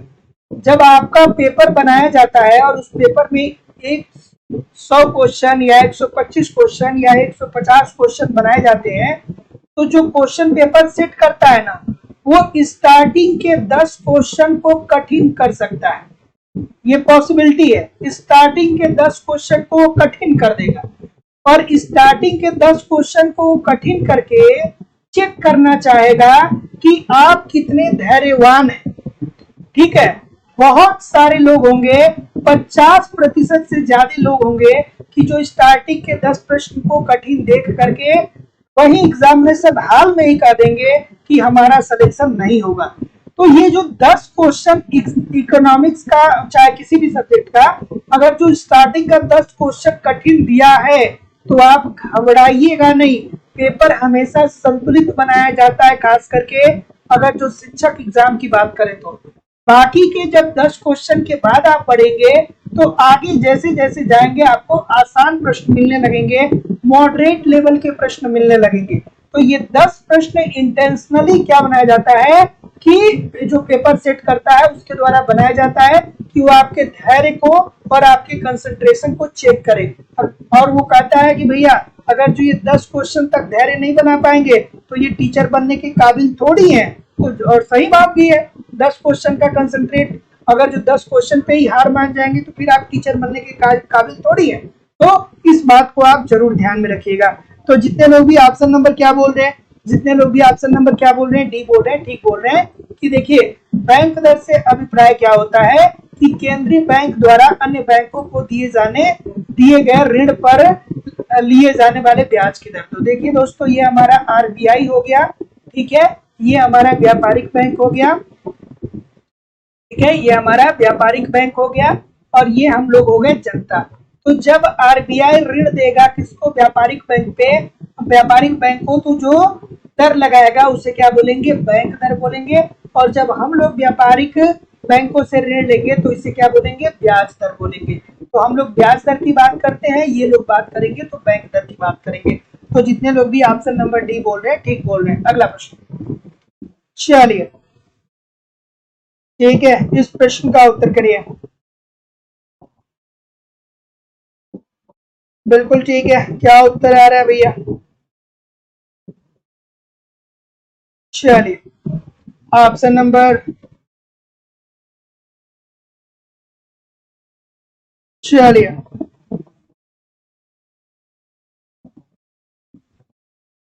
मुद्रा एक परिसंपत्ति है जिसकी मांग निर्भर करती है। मुद्रा एक परिसंपत्ति है। क्या होता है सर? क्या होता है? मैं धारक को 10 रुपए देने का अदा करता हूं। नोट पे पढ़ा होगा आपने कभी? पढ़ा होगा ना? बिल्कुल पढ़ा होगा। इसका मतलब क्या है? इसका मतलब यह है कि ये 10 रुपये ले जा करके अब भारत के किसी भी कोने में कोई भी 10 रुपए के बराबर की वस्तु को खरीद सकते हैं। कानूनी रूप से आपको ये अधिकार दिया जाता है। अगर जो ये 10 रुपए की नोट कोई लेने से इनकार कर रहा है तो इसके विरुद्ध आप FIR कर सकते हैं। तो जितने लोग भी ऑप्शन नंबर ए बोल रहे हैं सभी लोग का उत्तर यहाँ पे बिल्कुल ठीक है कि मुद्रा एक परिसंपत्ति है, इसकी मांग निर्भर करती है उस आय पर जो इसके धारक को प्राप्त होती है। तो जितने लोग भी ये बोल रहे हैं ठीक बोल रहे हैं। अगला, ठीक है, क्या उत्तर आ रहा है भाई? कि मुद्रा की मांग की ब्याज के प्रति अनंत लोच किस बात का इंडिकेशन करती है? कौन याद आना चाहिए तुरंत? किंस साहब याद आने चाहिए। कौन? किंस साहब तुरंत याद आ जाने चाहिए। चलिए भैया बता दीजिए। बिल्कुल ठीक है। और देखिए दोस्तों, जो लोग भी लगातार नहीं पढ़ रहे या जो लोग भी पूरी क्लास नहीं पढ़ रहे तो सीधी सीधी बात है, ये कंपटीशन का दौर है। ये क्या है? कंपटीशन है। वहां पे क्या है कि हजारों लाखों लोग हैं लेकिन सिलेक्शन कुछ को ही मिलेगा। तो जो ज्यादा मेहनत करेगा, जो ज्यादा पढ़ेगा उसी को मिलेगा। तो अगर जो आप 2 घंटे की क्लास नहीं पूरी पढ़ पा रहे हैं, रेगुलर नहीं पढ़ पा रहे हैं, तो आप कैसे सोच सकते हैं कि आपका सिलेक्शन हो जाएगा और उन लोगों का नहीं होगा जो लगातार पढ़ रहे हैं। जो लगातार पढ़ रहे हैं वो अच्छे योद्धा हो जाएंगे ना एग्जाम आते आते। जो लगातार पढ़ रहे हैं वो एग्जाम आते आते अच्छे योद्धा हो जाएंगे, तो फिर वो आपको तो बहुत पीछे पछाड़ देंगे। तो ऐसी स्थिति में आपको भी अच्छा योद्धा बनना है तो लगातार पढ़ना है, लगातार निरंतर पढ़ना है। कठिनाइयां जिंदगी में बहुत है लेकिन फिर भी यार अपना काम करते रहिए, ठीक है। ये अगर जो नौकरी मिल जाएगी ना तो जिंदगी की क्या होगी, दिशा बदल जाएगी, अलग अलग दिशा हो जाएगी, है ना। तो मेहनत करिए। जिंदगी में जो सबसे ज्यादा जरूरी होता है उसके लिए सबसे ज्यादा काम करने की जरूरत पड़ती है। क्या उत्तर होगा भाई? क्या उत्तर होगा? क्या उत्तर होगा? मुद्रा की मांग की ब्याज के प्रति अनंत लोच इंडिकेट हमें ये करता है कि यह इस बात का द्योतक है कि ब्याज दर को और नीचे नहीं लाया जा सकता है। किन साहब कहते हैं ना कि देखिए भैया, ब्याज की दर जो होती है वो एक निश्चित सीमा तक ही गिर सकती है, उससे नीचे ब्याज की दर नहीं जा सकती है। तो मुद्रा की मांग की ब्याज के प्रति अनंत लोच होती है। ये किन साहब की थियरी में बताया गया है और इसका कारण ये होता है कि ये इस बात का द्योतक होता है कि ब्याज की दर को और नीचे नहीं लाया जा सकता है। तो ऑप्शन नंबर डी बिल्कुल ठीक है। अगला, और निम्नलिखित में से कौन सा कथन गलत है? और मेहनत करके जिंदगी में अगर जो हार भी जाएंगे ना तो पूरी जिंदगी भर आप अपने आप को कभी नहीं कोसेंगे। आप कहेंगे यार हमने मेहनत किया, नहीं हुआ कोई बात नहीं, ठीक है। आप अंदर से संतुष्ट रहेंगे, जिंदगी को समझ जाएंगे। लेकिन अगर जो बिना मेहनत किए हार गए ना तो पूरी जिंदगी भर इस बात का पछतावा होगा कि यार कहाँ से थोड़ा मेहनत और कर ली होगी। तो ये जो पूरी जिंदगी भर पछतावा होगा ना, ये बहुत कॉम्प्लिकेटेड चीज होगी। तो मेहनत करिए और जो मेहनत किया है वो उसकी कभी हार हुई नहीं है ना। चलिए इस प्रश्न का उत्तर करिए कि निम्न में से कौन सा कथन गलत है सर? गलती कौन सा है इसमें? सभी लोग सी बोल रहे हैं। अच्छा भैया, सब लोग सी बोल रहे हैं। उच्च मुद्रा शक्ति को नियंत्रित नहीं किया जा सकता है। नहीं सर, उच्च मुद्रा शक्ति को हमारे RBI के मौद्रिक नीति के द्वारा क्या किया जाता है, नियंत्रित किया जा सकता है। तो जितने लोग भी सी बोल रहे हैं सभी लोग का उत्तर यहाँ पे बिल्कुल ठीक है। उच्च शक्ति मुद्रा क्या होती है, H is equal to C plus R R plus C R. कम से कम इतना कमेंट करके तो बता ही दिए होते, आप हमको बता दिए होते ना। तो जितने लोग भी सी बोल रहे हैं सभी लोग का उत्तर यहाँ पे बिल्कुल ठीक है। अगला, एक सेकेंड, स्फीति का कारण क्या है, स्फीति क्या होता है। जो पढ़ा है वो आसान, उसके लिए बहुत आसान है, जो नहीं पढ़ा है उसके लिए पता ही नहीं चलेगा स्फीति क्या होता है। तो अगर जो आपको नहीं पता है कि मुद्रा स्फीति क्या होता है, तो मुद्रा स्फीति इकोनॉमिक्स की भाषा में बोला जाता है और हम लोग बोलते हैं कि बहुत महंगाई हो गई है। क्या बोलते हैं, कहते बहुत महंगाई हो गई है। और महंगाई कब हो जाती है, जब वस्तुओं की कीमतों में वृद्धि आ जाती है। जैसे हम कहते हैं ना कि यार 100 रुपए लेके जाइए और 2 सब्जी खरीद लीजिए, 100 रुपए खत्म हो जा रहा है। इस इट मीन्स की क्या है कि सब्जियों की कीमत क्या हो गई है, बढ़ गई है। और सब्जियों की जब कीमत बढ़ी है तो इसका कारण क्या हो सकता है, बता दीजिए मुझे। ठीक है, तो जैसा कि मैं देख पा रहा हूं कि आप कहेंगे कि देखिए आपकी जब आय में वृद्धि होती है, जब आपकी आय में वृद्धि होती है तो आपकी क्रय शक्ति बढ़ती है। क्रय शक्ति बढ़ती है तो आप अपने मांग को बढ़ाते हैं, और जब मांग में वृद्धि होती है तो जाहिर सी बात है कि उस अनुसार अगर जो उत्पादन नहीं बढ़ेगा तो कीमतों में भी वृद्धि हो जाएगी। और जब यही कीमत में वृद्धि को तब बोलते हैं, स्फीति बोलते हैं। बिल्कुल ठीक है। बढ़ती हुई मांग के अनुरूप पूर्ति में वृद्धि न होना, मतलब जितनी मांग है उतनी ज्यादा पूर्ति न हो। बिल्कुल ठीक है। आप एक टाइम देखते हैं कि प्याज जो होता है वो 80 रुपए पर केजी बिकता है। क्यों, क्योंकि लोगों की मांग ज्यादा होती है लेकिन पूर्ति कम होता है। बिल्कुल ठीक है। और अर्थव्यवस्था में संरचनात्मक असंतुलन होता है। बिल्कुल ठीक है। तो जितने लोग भी डी बोल रहे हैं ठीक बोल रहे हैं। अगला प्रश्न, अगला, चलिए भाई इस प्रश्न का उत्तर करिए। ये प्रश्न अक्सर आपके एग्जाम में देखने को मिलता है, और अगर जो आपकी प्रैक्टिस नहीं है तो इस प्रश्न को आप मतलब मैक्सिमम लोग छोड़ के आते हैं।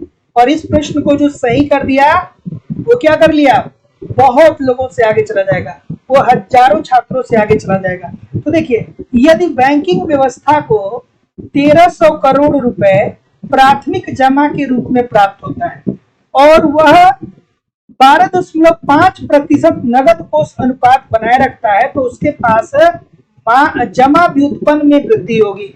ये बढ़िया सा प्रश्न है, कई बार आपके एग्जाम में पूछा जा चुका है। ठीक है, बिल्कुल ठीक है, बिल्कुल ठीक है। तो जैसा कि मैं देख पा रहा हूं क्या उत्तर आ रहा है सर, बिल्कुल ठीक है, बिल्कुल ठीक है, बिल्कुल ठीक है।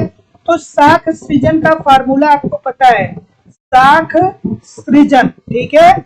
जमा व्युत्पन्न में वृद्धि मतलब क्या, साख सृजन की बात कर रहे हैं। साख सृजन इज इक्वल टू क्या होता है, प्राथमिक जमा होता है।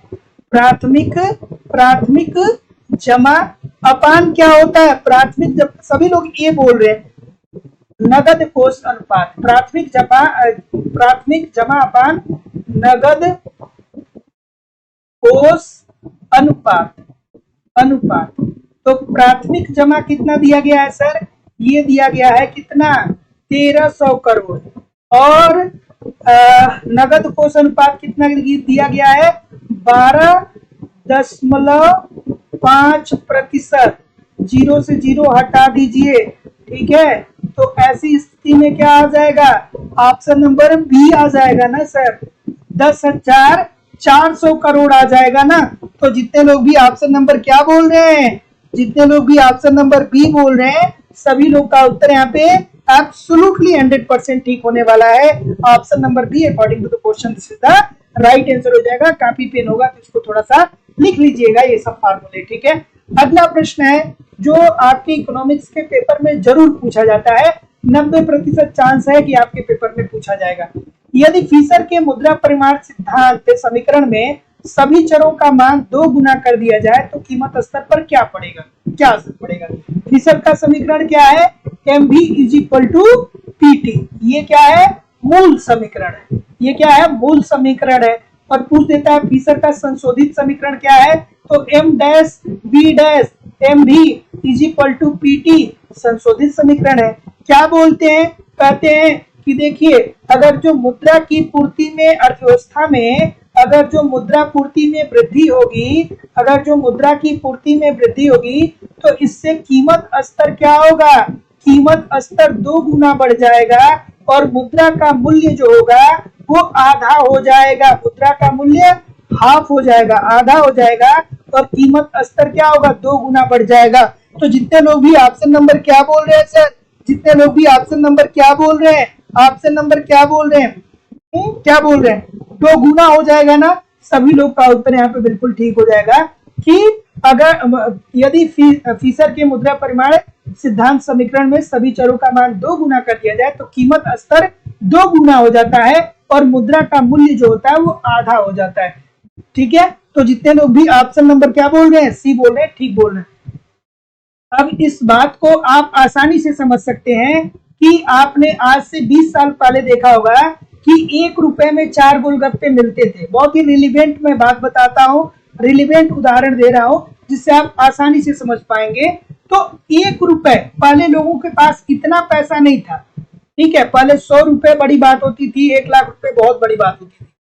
तो आपको बहुत एक दिन में कितना पैसा मिल जाता था, मतलब सभी लोग मिडिल क्लास के ही हैं, तो एक दिन में आज से 20 साल पहले आपको मैक्सिमम मिलते होंगे तो 2 रुपए से 5 रुपए मिलते होंगे। ठीक है, तो आप 1 रुपए में 4 गोलगप्पे खा लेते थे। लेकिन अब क्या, इसका मतलब कि आप बचपन में क्या कर रहे थे कि 10 रुपए में 40 गोलगप्पे खा सकते थे। लेकिन अब क्या हो गया कि अब महंगाई बढ़ गई है, तो अब आपको क्या करना है कि अब आपको 10 रुपए में केवल 4 गोलगप्पे मिल रहे हैं। तो ऐसी स्थिति में देखिए, ये मुद्रा का मूल्य उस टाइम क्या, मुद्रा की पूर्ति जब कम थी तो क्या था, कीमत स्तर भी कम था, लेकिन मुद्रा का मूल्य क्या था, ज्यादा था। लेकिन अब देखिए अब क्या हो रहा है कि अब मुद्रा की पूर्ति बढ़ गई, अब 100 रुपया बहुत छोटी सी बात हो गई है। तो ऐसी स्थिति में कीमत स्तर क्या हो गया, बढ़ गया है और मुद्रा का मूल्य कम हो गया है। तो जितने लोग भी सी बोल रहे हैं ठीक बोल रहे हैं। अगला प्रश्न, चलिए बिल्कुल ठीक है, अगला प्रश्न, चलिए सभी लोग से निवेदन है कि वीडियो को लाइक और शेयर कर दीजिए और जितने लोग भी अभी तक चैनल को सब्सक्राइब नहीं किए हैं, चैनल को सब्सक्राइब करके बेल आइकन को जरूर क्लिक कर दीजिए। प्रत्येक दिन 7:10 पे मैं लाइव आ जाता हूँ, 7 बजे से आप क्लास को ज्वाइन कर लिया करिए। ठीक है, बिल्कुल ठीक है। क्या उत्तर आ रहा है सर कि केन्स के मुद्रा की मांग के बारे में विचार त्रुटिपूर्ण होने की कारण क्या है। केन्स की आलोचना क्यों की गई थी भैया, केन्स साहब की आलोचना क्यों की गई थी, कौन किया था इसकी आलोचना, बता सकते हैं क्या आप मुझे, थोड़ा बताइए कि केन्स साहब के मुद्रा की मांग थियरी की आलोचना किसने किया था, कमेंट करके बता दीजिएगा मुझे जरूर। ठीक है, तो इनकी आलोचना इसलिए की गई थी क्योंकि उसने मुद्रा की मांग को 2 अलग अलग भागों में बांट दिया था। ठीक है, उसने मुद्रा की मांग की ब्याज लोच को असीमितता बताया था, बिल्कुल ठीक है, और उसने परिसंपत्ति के रूप में मुद्रा को केवल एक ही विकल्प बांड पर विचार किया था। तो जितने लोग भी ऑप्शन नंबर डी बोल रहे हैं ठीक बोल रहे हैं, उपरोक्त सभी के कारण।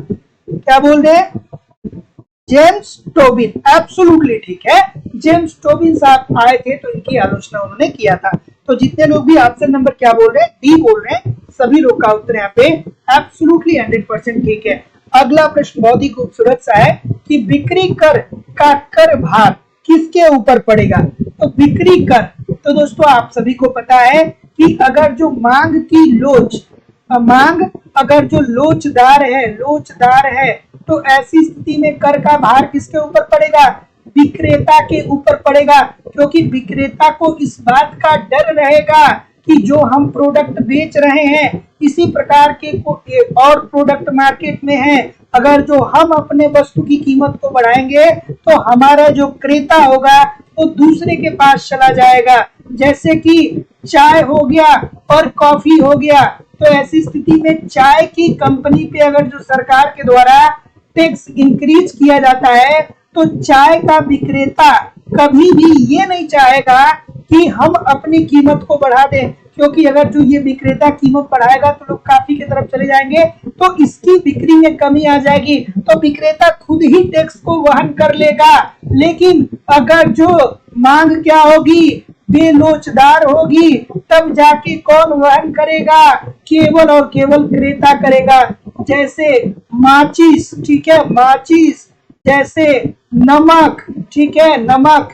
अब क्यों है, क्योंकि भैया नमक, नमक, ठीक है, इसका मतलब क्या हो गया कि माचिस की कीमतों में वृद्धि की जाए, नमक की कीमतों में वृद्धि कर दी जाए, तो भी आपको परचेज करना ही पड़ेगा। क्यों करना पड़ेगा, क्यों, क्योंकि आपकी मजबूरी है, नमक खरीदेंगे ही, माचिस खरीदेंगे ही, क्योंकि ये आवश्यक उपभोग की वस्तुएं हैं और इसका कोई स्थापन वस्तुएं भी नहीं है। तो जितने लोग भी ऑप्शन नंबर सी बोल रहे हैं कि सर जी क्रेताओं और विक्रेताओं के बीच वस्तु की मांग लोच और पूर्ति लोच के अनुपात में क्या होता है, बढ़ जाता है, एब्सोल्युटली 100% ठीक है। जितने लोग भी सी बोल रहे हैं सभी लोग का उत्तर यहाँ पे बिल्कुल ठीक हो जाएगा। अगला प्रश्न बहुत प्यारा सा है, कई बार पूछा गया है कि यदि राजकोषीय घाटे में से ब्याज भुगतान को निकाल दिया जाए तो शेष किसके बराबर होता है।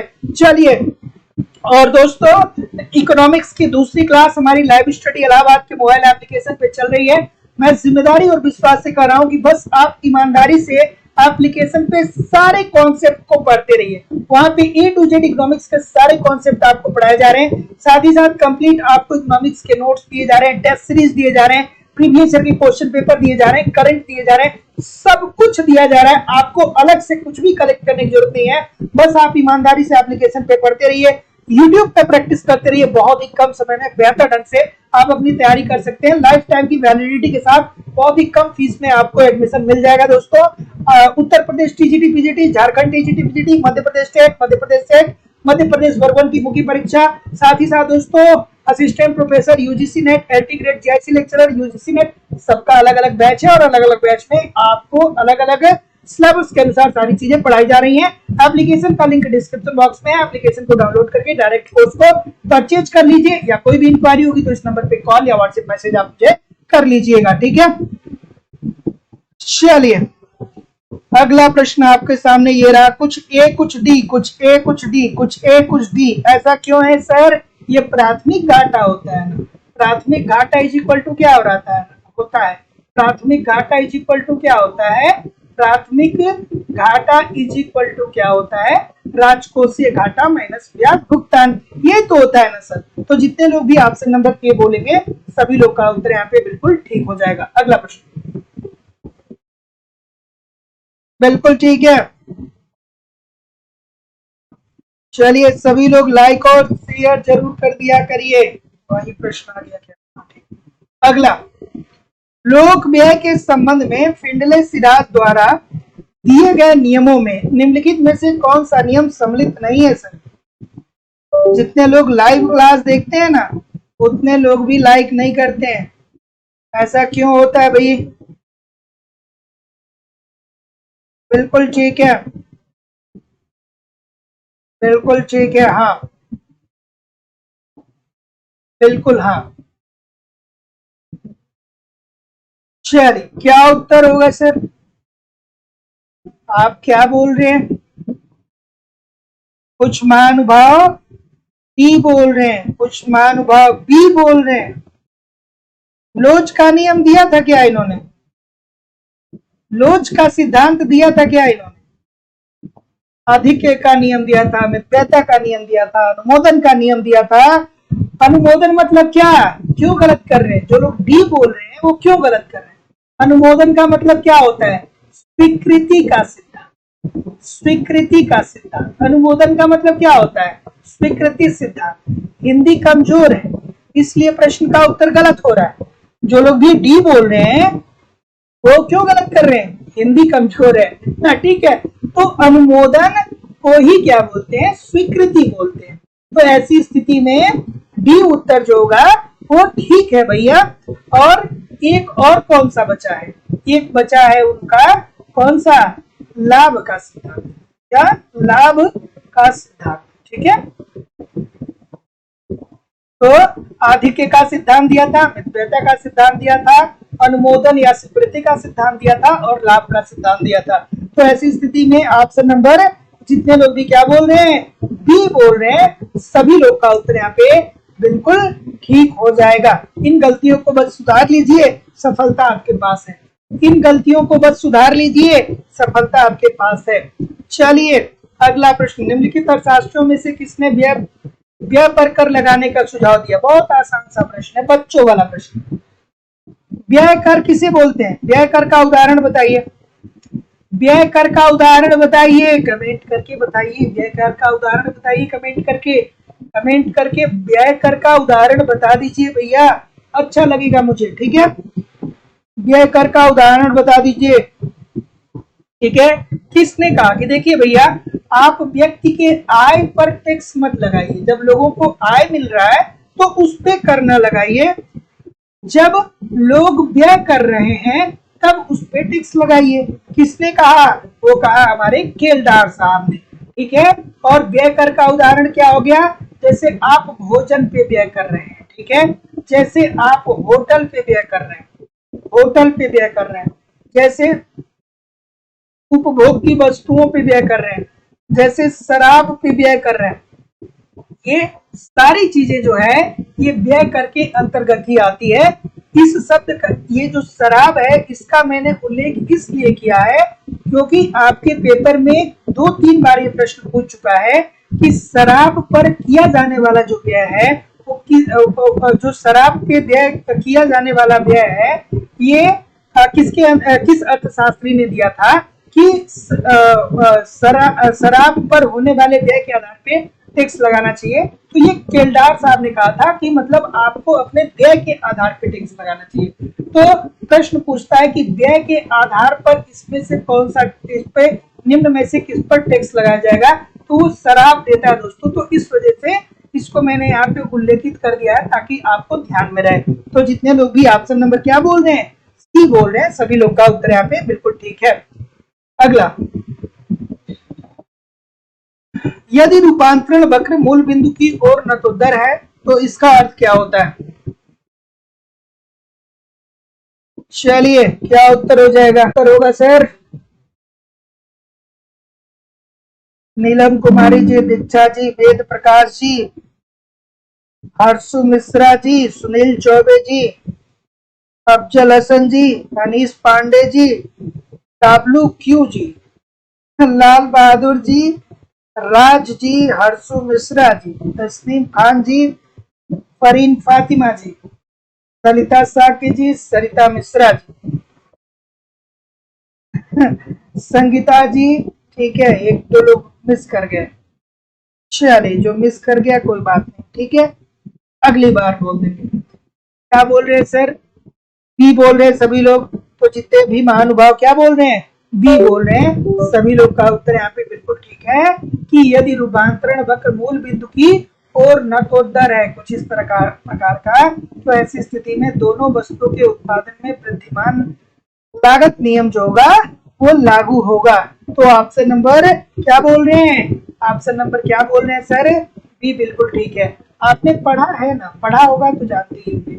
रूपांतरण वक्र अगर तो आपने पढ़ा होगा तो इस प्रकार का एक ग्राफ पढ़ा होगा। तो ऑप्शन नंबर क्या हो जाएगा? B, this is the right answer हो जाएगा। अगला, प्रतिकूल भुगतान संतुलन को ठीक करने के लिए निम्नलिखित उपायों में से कौन सा मौद्रिक नहीं है? मौद्रिक मतलब क्या? जो मुद्रा से संबंधित। ठीक है, क्या उत्तर आएगा भाई? सीधी सी बात है। एक होता है मौद्रिक उपाय, एक होता है गैर मौद्रिक उपाय। तो मौद्रिक उपाय कौन अपनाता है? आरबीआई अपनाता है। ठीक है, जिसमें क्या आता है दोस्तों? जिसमें क्या आता है?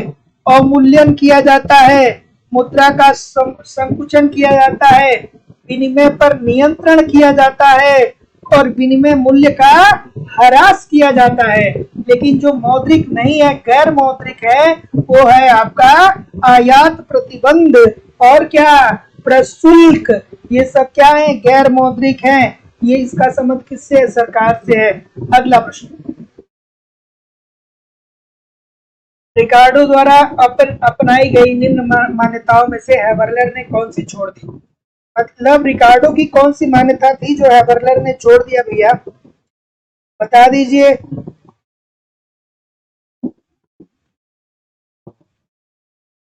चलिए, क्या उत्तर होगा भाई?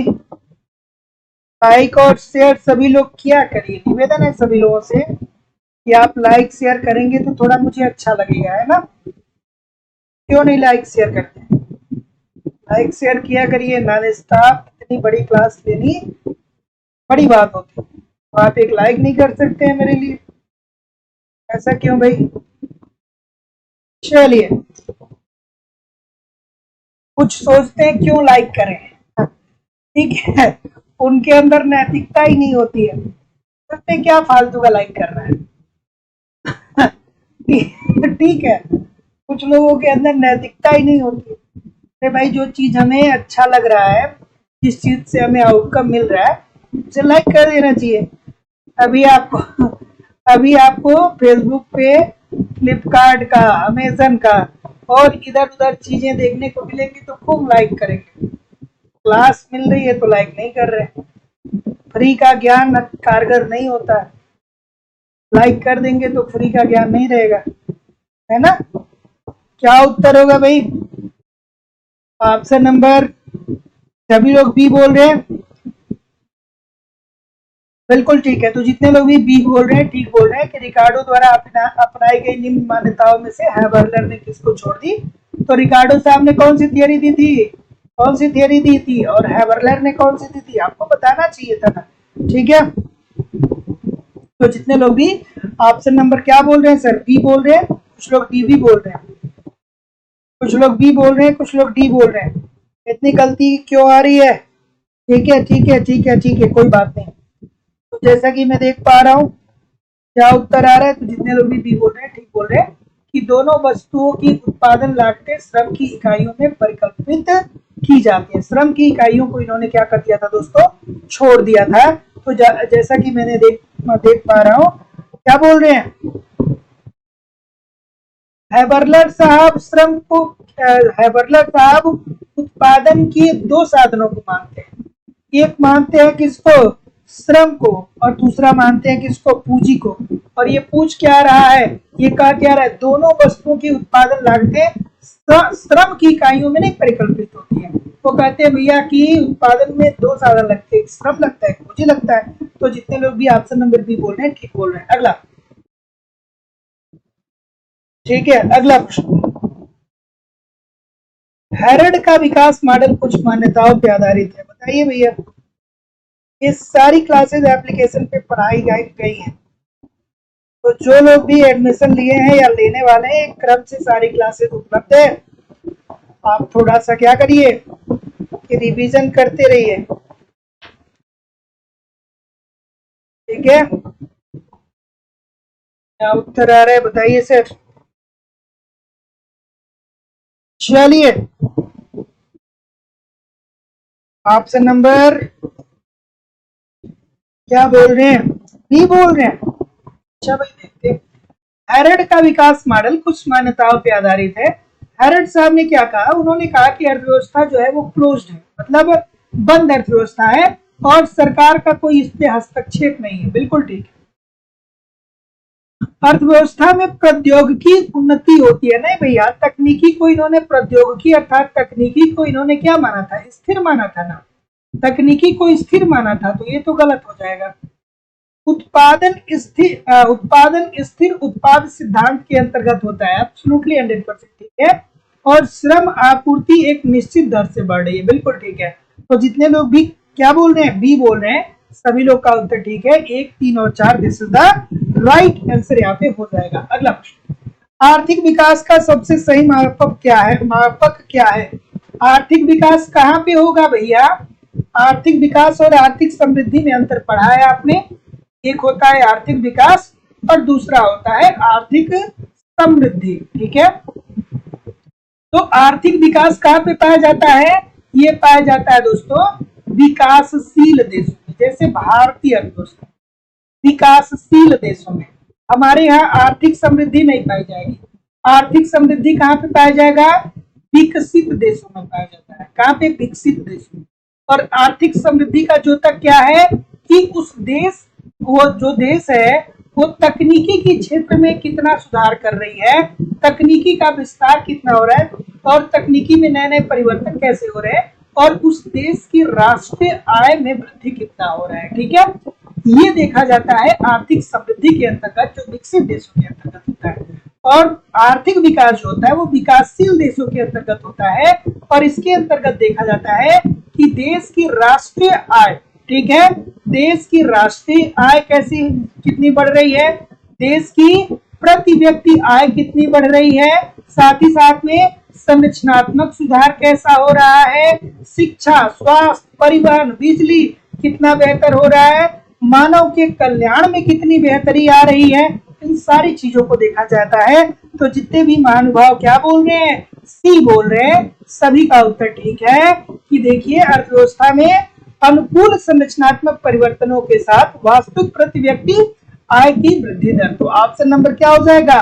सी, this is the right answer हो जाएगा। तो आर्थिक विकास जो है ये विकासशील देशों में देखने को मिलता है, जहां पे उस देश की प्रति व्यक्ति आय, राष्ट्रीय आय, देश में संरचनात्मक परिवर्तन, मानव के आर्थिक कल्याण में वृद्धि, मानव के आर्थिक और सामाजिक कल्याण में वृद्धि आती है। और आर्थिक समृद्धि विकसित देशों में देखने को मिलता है, क्योंकि वहां पे ऑलरेडी क्या हो चुका होता है? संरचनात्मक विस्तार हो चुका होता है, अब उससे ज्यादा की जरूरत नहीं होती है। तो उनकी टेक्नोलॉजी और राष्ट्रीय आय को देखा जाता है। तो जितने भी सी बोल रहे हैं सर, बिल्कुल ठीक बोल रहे हैं। अगला, हैरेड मॉडल में जब G is equal to G W less than G W जब लेस देन होता है, जी ए के होना चाहिए ना,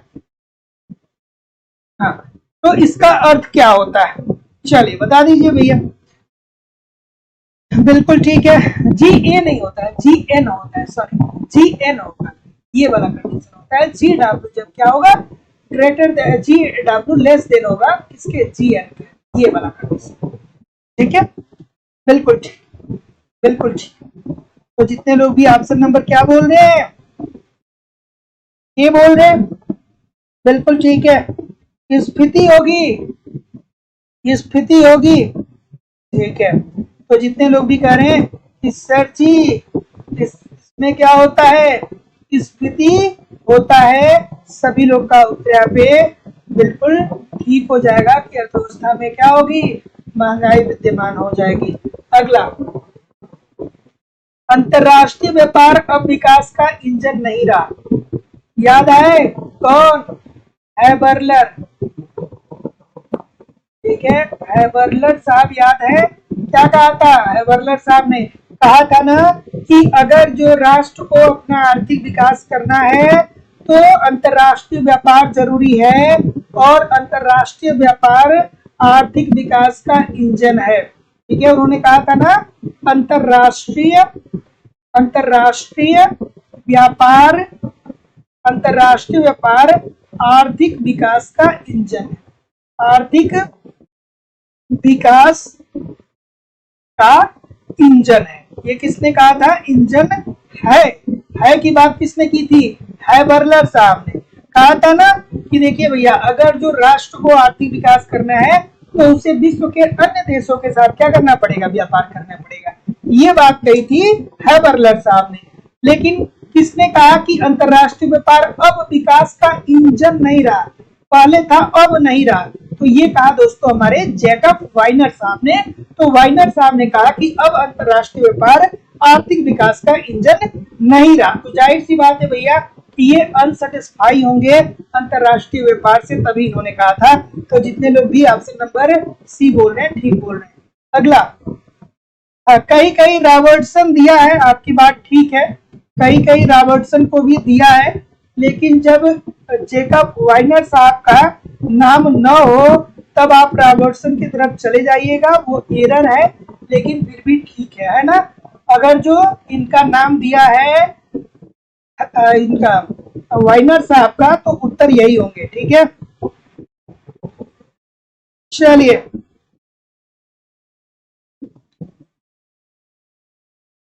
बिल्कुल ठीक है, रॉबर्टसन ने भी बोला है, बिल्कुल ठीक है। लेकिन अगर जो पहले ये हैं तो पहले इनको ही आगे बढ़ाइए। बिल्कुल ठीक है। क्या उत्तर आ रहा है भाई? सबको पता होगा ये। जनांकिकीय संक्रमण सिद्धांत किसने दिया था सर? जनांकिकीय संक्रमण सिद्धांत किसने दिया था? कमेंट करके बता दीजिए। तो जितने लोग भी क्या बोल रहे हैं, देखिए जनांकिकीय संक्रमण सिद्धांत में क्या होता है, 3 चरण होते हैं। पहले में क्या होता है, जन्म दर भी अर्थव्यवस्था पिछड़ी होती है, लोग ज्यादा पैदा होते हैं, जन्म दर ज्यादा होती है और लोगों को स्वास्थ्य और पोषक पदार्थ नहीं मिलता है, तो जन्म भी ज्यादा होता है, जन्म भी ज्यादा होता है और मृत्यु भी ज्यादा होता है। ठीक है। और दूसरी अवस्था में क्या होता है कि अर्थव्यवस्था थोड़ा सा विकास कर चुका होता है, तो ऐसी स्थिति में जन्म दर ज्यादा ही होता है लेकिन मृत्यु दर में कमी आ जाती है, क्योंकि स्वास्थ्य सुविधाएं बेहतर होने लगती हैं और लोग पोषक पदार्थ भी ले लेते हैं। तीसरी कंडीशन आती है जब देश विकसित हो जाता है, तब लोग क्या कहते हैं लड़का या लड़की एक रहेगा तो भी काम चलेगा। तो ऐसी स्थिति में जन्म दर भी कम हो जाता है और मृत्यु दर में भी कमी आ जाती है। तो ये क्या है, दूसरी कंडीशन जो है जनसंख्या विस्फोट वाली है और पहली और तीसरी कंडीशन जनसंख्या को स्थिर रखता है। तो जैसा कि मैं देख पा रहा हूँ कि आप क्या बोल रहे हैं कि देखिए सर जी क्या बोल रहे हैं, ऊंची जन्म दर और ऊंची मृत्यु दर। तो ये पहला कंडीशन है, ऊंची जन्म दर और ऊंची मृत्यु दर, पहला कंडीशन हो गया। ऊंची जन्म दर और नीची मृत्यु दर, ये कौन सा कंडीशन हो गया, दूसरा कंडीशन हो गया।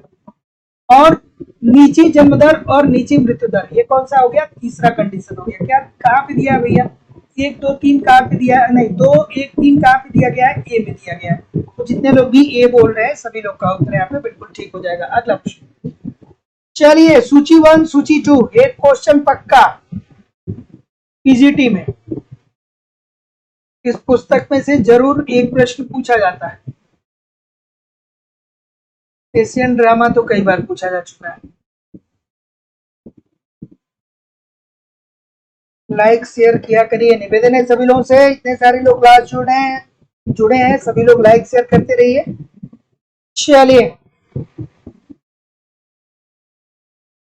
चलिए क्या उत्तर आ रहा है sir, the structure of American economy की बात कौन करता है सर, प्यारा सा प्रश्न है।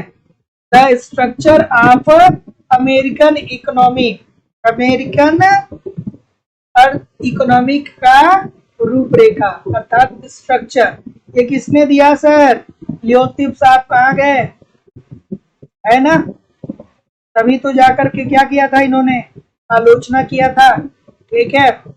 एशियन ड्रामा कौन सी किसने लिखा, कहाँ गए गुरनार मिडल साहब, कहाँ पे, अच्छा पहले नंबर पे। ठीक है।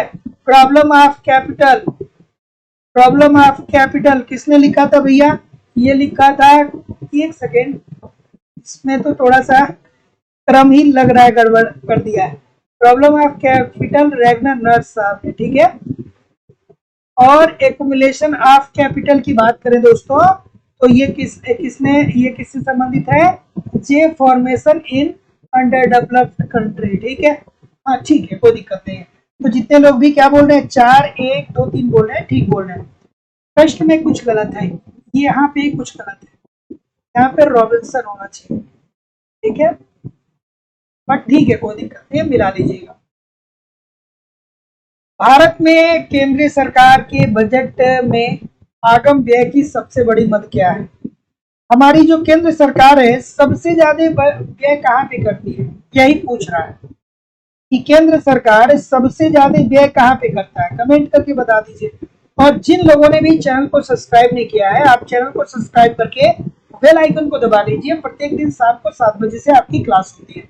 तो जो हमारी सरकार है, जो केंद्र सरकार है, वो सबसे ज्यादा व्यय करती है ब्याज भुगतान। सरकार सबसे ज्यादा पैसा खर्च कहाँ पे करता है, ब्याज चुकाने में। क्यों, क्योंकि भैया सरकार ऋण भी लेता है तो कितना लेता है, 50,000 करोड़। ठीक है, 50,000 करोड़, 1 लाख करोड़, 10 लाख करोड़। इसका अगर जो 1% या 2% या 3% भी लगे तो क्या हो जाएगा, एक बहुत बड़ा अमाउंट हो जाएगा। और आपको पता ही है दोस्तों कि सरकार क्या करता है, आंतरिक और बाह्य दोनों प्रकार के ऋण लेता है, तो इसमें सरकार को क्या करना पड़ता है, एक बड़ी मात्रा में ब्याज चुकानी पड़ती है। तो जितने लोग भी ऑप्शन नंबर क्या बोल रहे हैं, सी बोल रहे हैं, ठीक बोल रहे हैं। अगला, सभी लोग चैनल को सब्सक्राइब कर लीजिए। जिन लोगों ने भी चैनल को सब्सक्राइब नहीं किया, चैनल को जरूर सब्सक्राइब करके बेल आइकन को दबा दीजिए। और एप्लीकेशन का लिंक डिस्क्रिप्शन बॉक्स में है, एप्लीकेशन को डाउनलोड करके यहाँ पे इकोनॉमिक्स के कॉन्सेप्ट की क्लास भी ज्वाइन कर सकते हैं।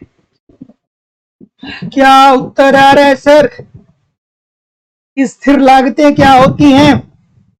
सबको पता होगा, बहुत इजी सी बात है। आप कहेंगे देखिए सर जी, स्थिर लागतें ऐसी लागतें होती हैं जिसका उत्पादन वृद्धि से संबंध नहीं होता है। मतलब अगर जो कोई एक फर्म, अर्थात अगर जो कोई एक कंपनी आप खोलना चाहते हैं, मान लीजिए कि आप साबुन बनाने के लिए एक कंपनी खोलना चाहते हैं, आप कोई नया साबुन बनाना चाहते हैं, तो ऐसी स्थिति में आपको क्या चाहिए? सबसे पहले आपको भूमि चाहिए ना, भूमि आपको चाहिए। तो भूमि केवल ले लेने से उत्पादन तो आप कर नहीं लेंगे, फिर इस भूमि को उत्पादन योग्य बनाने के लिए आपको श्रमिक चाहिए, तो श्रमिक आप ले लेंगे। फिर भी अभी आप उत्पादन नहीं कर पा रहे हैं, फिर आप क्या खरीदेंगे? तकनीकी खरीद के लाएंगे। तो ये सारी चीजें जो होगी, भूमि, श्रमिक और तकनीकी, और साथ ही साथ में हाँ, भूमि, श्रमिक और तकनीकी, ये स्थिर लागत के अंतर्गत आएगी कि इसका उत्पादन से कोई लेना देना नहीं है। मतलब प्रारंभिक दौर में अगर जो आप साबुन की एक कंपनी खड़ा करने जा रहे हैं, तो आपको इन चीजों पे पैसा खर्च करना पड़ेगा, उत्पादन आप करें चाहे ना करें। अब इसके बाद जब आप उत्पादन करेंगे, तब जाकर इसके बाद जब आगे बढ़ेंगे तो उत्पादन होगा, वो परिवर्तनशील लागतों के अंतर्गत आएगा। तो जितने लोग भी ऑप्शन नंबर सी बोल रहे हैं, ठीक बोल रहे हैं। अगला, व्यष्टि आर्थिक अध्ययन करता है कि एक स्वतंत्र सह उद्यमी अर्थव्यवस्था किस प्रकार निर्धारित करता है। चलिए ठीक है, क्या उत्तर आ रहा है भाई? व्यष्टि आर्थिक अध्ययन, व्यष्टि अर्थशास्त्र के अंतर्गत हम लोग क्या पढ़ते हैं भैया? बिल्कुल ठीक है, ठीक है। आप कहेंगे कि सर जी वस्तुओं के मूल्य के बारे में देखेंगे, सेवाओं के मूल्य के बारे में पढ़ते हैं, और आर्थिक संसाधनों के मूल्य के बारे में पढ़ते हैं, कीमतों के बारे में पढ़ते हैं ना, तो उपरोक्त सभी इजी सी बात है। अगला, एच.एफ. नाइट की अनिश्चितता की अवधारणा के संबंध में निम्नलिखित में से कौन सा कथन सही नहीं है? चलिए, नाइट साहब ने जो अनिश्चितता की थियोरी दी थी, उसके संदर्भ में कौन सा कथन ठीक नहीं है? नाइट साहब ने क्या कहा था? कहा था ना कि एक जो उद्यमी होता है, वो भविष्य में अनिश्चितताओं अर्थात जोखिमों को वहन करने के प्रतिफल के रूप में लाभ कमाता है। अर्थात भविष्य में वो देखता है कि भैया अनिश्चितता है, लाभ भी हो सकता है, हानि भी हो सकता है, लेकिन फिर भी वो क्या करता है? रिस्क उठाता है, और उसके कारण जब भविष्य में चल के उसे लाभ मिलती है, तो जो लाभ मिलता है उसे ही उन्होंने कहा कि जोखिम उठाने का प्रतिफल जो होता है वो लाभ के रूप में प्राप्त होता है। क्या उत्तर आ रहा है सर?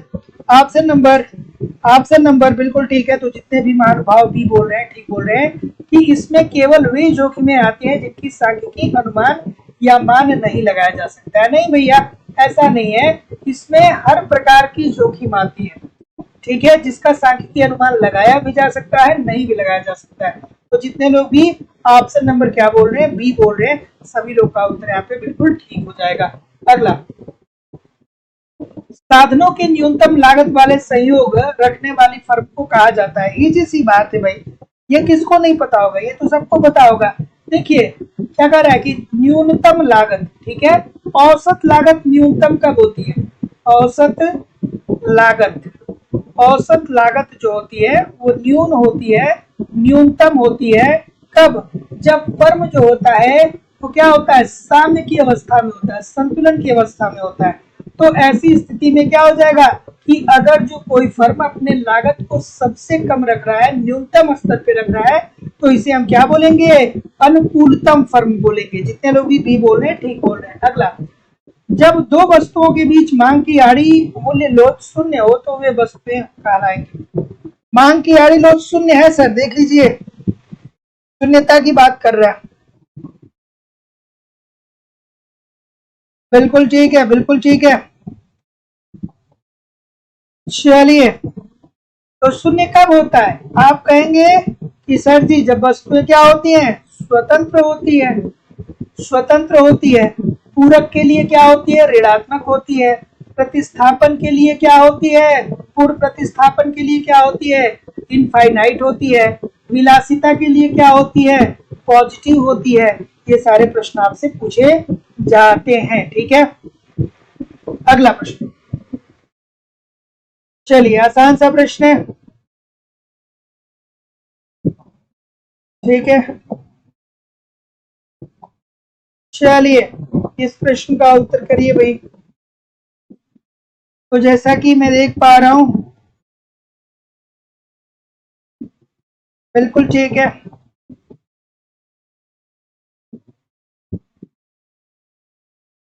बिल्कुल ठीक है। ऑप्शन नंबर बी, कान साहब नहीं है, ये कान साहब, आरिफ कौन, ठीक है, आरिफ कौन है। तो रोजगार गुणक की सर्वप्रथम अवधारणा किसने दिया था? गुणक की सर्वप्रथम अवधारणा रोजगार गुणक के रूप में आरिफ खान ने दिया था। फिर विकसित किसने किया? निवेश गुणक के रूप में किसने विकसित किया? किन्स साहब ने किया। गुणक होता क्या है कि जब निवेश की मात्रा में वृद्धि की जाएगी तो राष्ट्रीय आय में के गुना वृद्धि चली आएगी। तो ऑप्शन नंबर बी बिल्कुल ठीक होने वाला है। अगला प्रश्न, कहीं भी नहीं, अगला प्रश्न अब नहीं है, लेकिन कहीं भी जाइएगा नहीं, कमेंट करके बताइए कितने प्रतिशत प्रश्न आपके सही हुए। और दोस्तों लाइव स्टडी इलाहाबाद के मोबाइल एप्लीकेशन पे आपकी इकोनॉमिक्स की दूसरी क्लास चल रही है।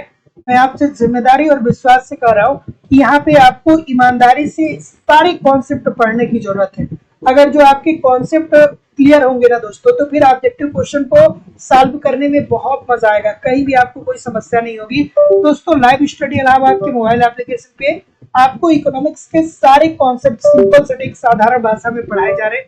अगर जो आप बहुत दिनों बाद भी इकोनॉमिक्स पढ़ने जा रहे हैं, तो मैं जिम्मेदारी और विश्वास से कह रहा हूँ कि ऐसा कुछ होगा नहीं जो आपको समझ में नहीं आएगा। यहाँ पे एक स्ट्रेटेजी के मुताबिक आपको सारी चीजें बताई जा रही हैं, सारे कॉन्सेप्ट आपको पढ़ाए जा रहे हैं, साथ ही साथ आपको कंप्लीट नोट्स भी दिए जा रहे हैं ताकि आप आगे कॉन्सेप्ट को पढ़ते रहिए, साथ ही साथ पीछे की बातों को नोट्स के माध्यम से रिवाइज भी करते रहिए, मतलब कम समय में बेहतर ढंग से आपका रिवीजन भी हो सके। आपको मैं टेस्ट सीरीज भी दे रहा हूँ ताकि जो गलतियां आप एग्जामिनेशन हॉल में करके आते हैं, आते हुए प्रश्न भी आप गलत करके आते हैं, उन गलतियों को आप यही टेस्ट सीरीज के माध्यम से सुधार लीजिए। टेस्ट सीरीज बहुत ही महत्वपूर्ण होता है। साथ ही साथ दोस्तों मैं आपको प्रीवियस ईयर के क्वेश्चन पेपर भी दे रहा हूँ ताकि आपको पता चल पाए कि आपके एग्जाम में किस प्रकार के प्रश्न पूछे गए हैं। और आपको दोस्तों मैं करंट भी कवर कराता हूँ, सब कुछ कवर कराना हमारी जिम्मेदारी है। बस आप ईमानदारी से पढ़ते रहिए और यूट्यूब पे प्रैक्टिस करते रहिए, बहुत ही कम समय में बेहतर ढंग से सब कुछ आप तैयार कर सकते हैं। तो दोस्तों जो हमारी क्लासेस चल रही हैं वो आपके सिलेबस के अनुसार अलग अलग बैचेस चल रही हैं और अलग अलग बैचेस में आपके सिलेबस के अनुसार ही सारी चीजें पढ़ाई जा रही हैं। उत्तर प्रदेश टीजीटी पीजीटी की अलग कक्षाएं चल रही हैं, झारखंड टीजीटी पीजीटी की अलग क्लासेस चल रही हैं, मध्य प्रदेश स्टेट मध्य प्रदेश वर्ग 1 की मुख्य परीक्षा, साथ ही साथ दोस्तों Madhya Pradesh set, LT grade, GIC lecturer, UGC NET और उत्तराखंड लेक्चरर की अलग अलग क्लासेस चल रही हैं। और अलग अलग क्लासेस में दोस्तों आपको आपके सिलेबस के अनुसार सारी चीजें पढ़ाई जा रही हैं।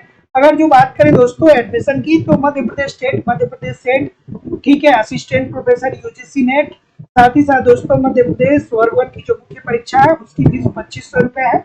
Uttar Pradesh TGT PGT, Jharkhand TGT PGT, Uttarakhand lecturer और अन्य परीक्षाओं की जो फीस है वो केवल और केवल 2000 रुपए है। तो आपको गूगल पे, फोन पे या पेटीएम के माध्यम से इस नंबर पे जो नीचे नंबर आ रहा है, सेम नंबर है, इसी नंबर पे गूगल पे, फोन पे या पेटीएम के माध्यम से आपको पेमेंट करना होगा और इसका स्क्रीनशॉट आपको इसी व्हाट्सएप नंबर पे सेंड करना होगा, या आप डिस्क्रिप्शन बॉक्स में जाइए, एप्लीकेशन को डाउनलोड करके डायरेक्ट कोर्स को परचेज कर लीजिए। So thank you very much everybody. हम लोग मिलेंगे कल एक नए उत्साह, नए एनर्जी के साथ। तब तक के लिए जाते जाते वीडियो को लाइक करते हुए जाइए, शेयर करते हुए जाइए। नमस्कार दोस्तों, धन्यवाद।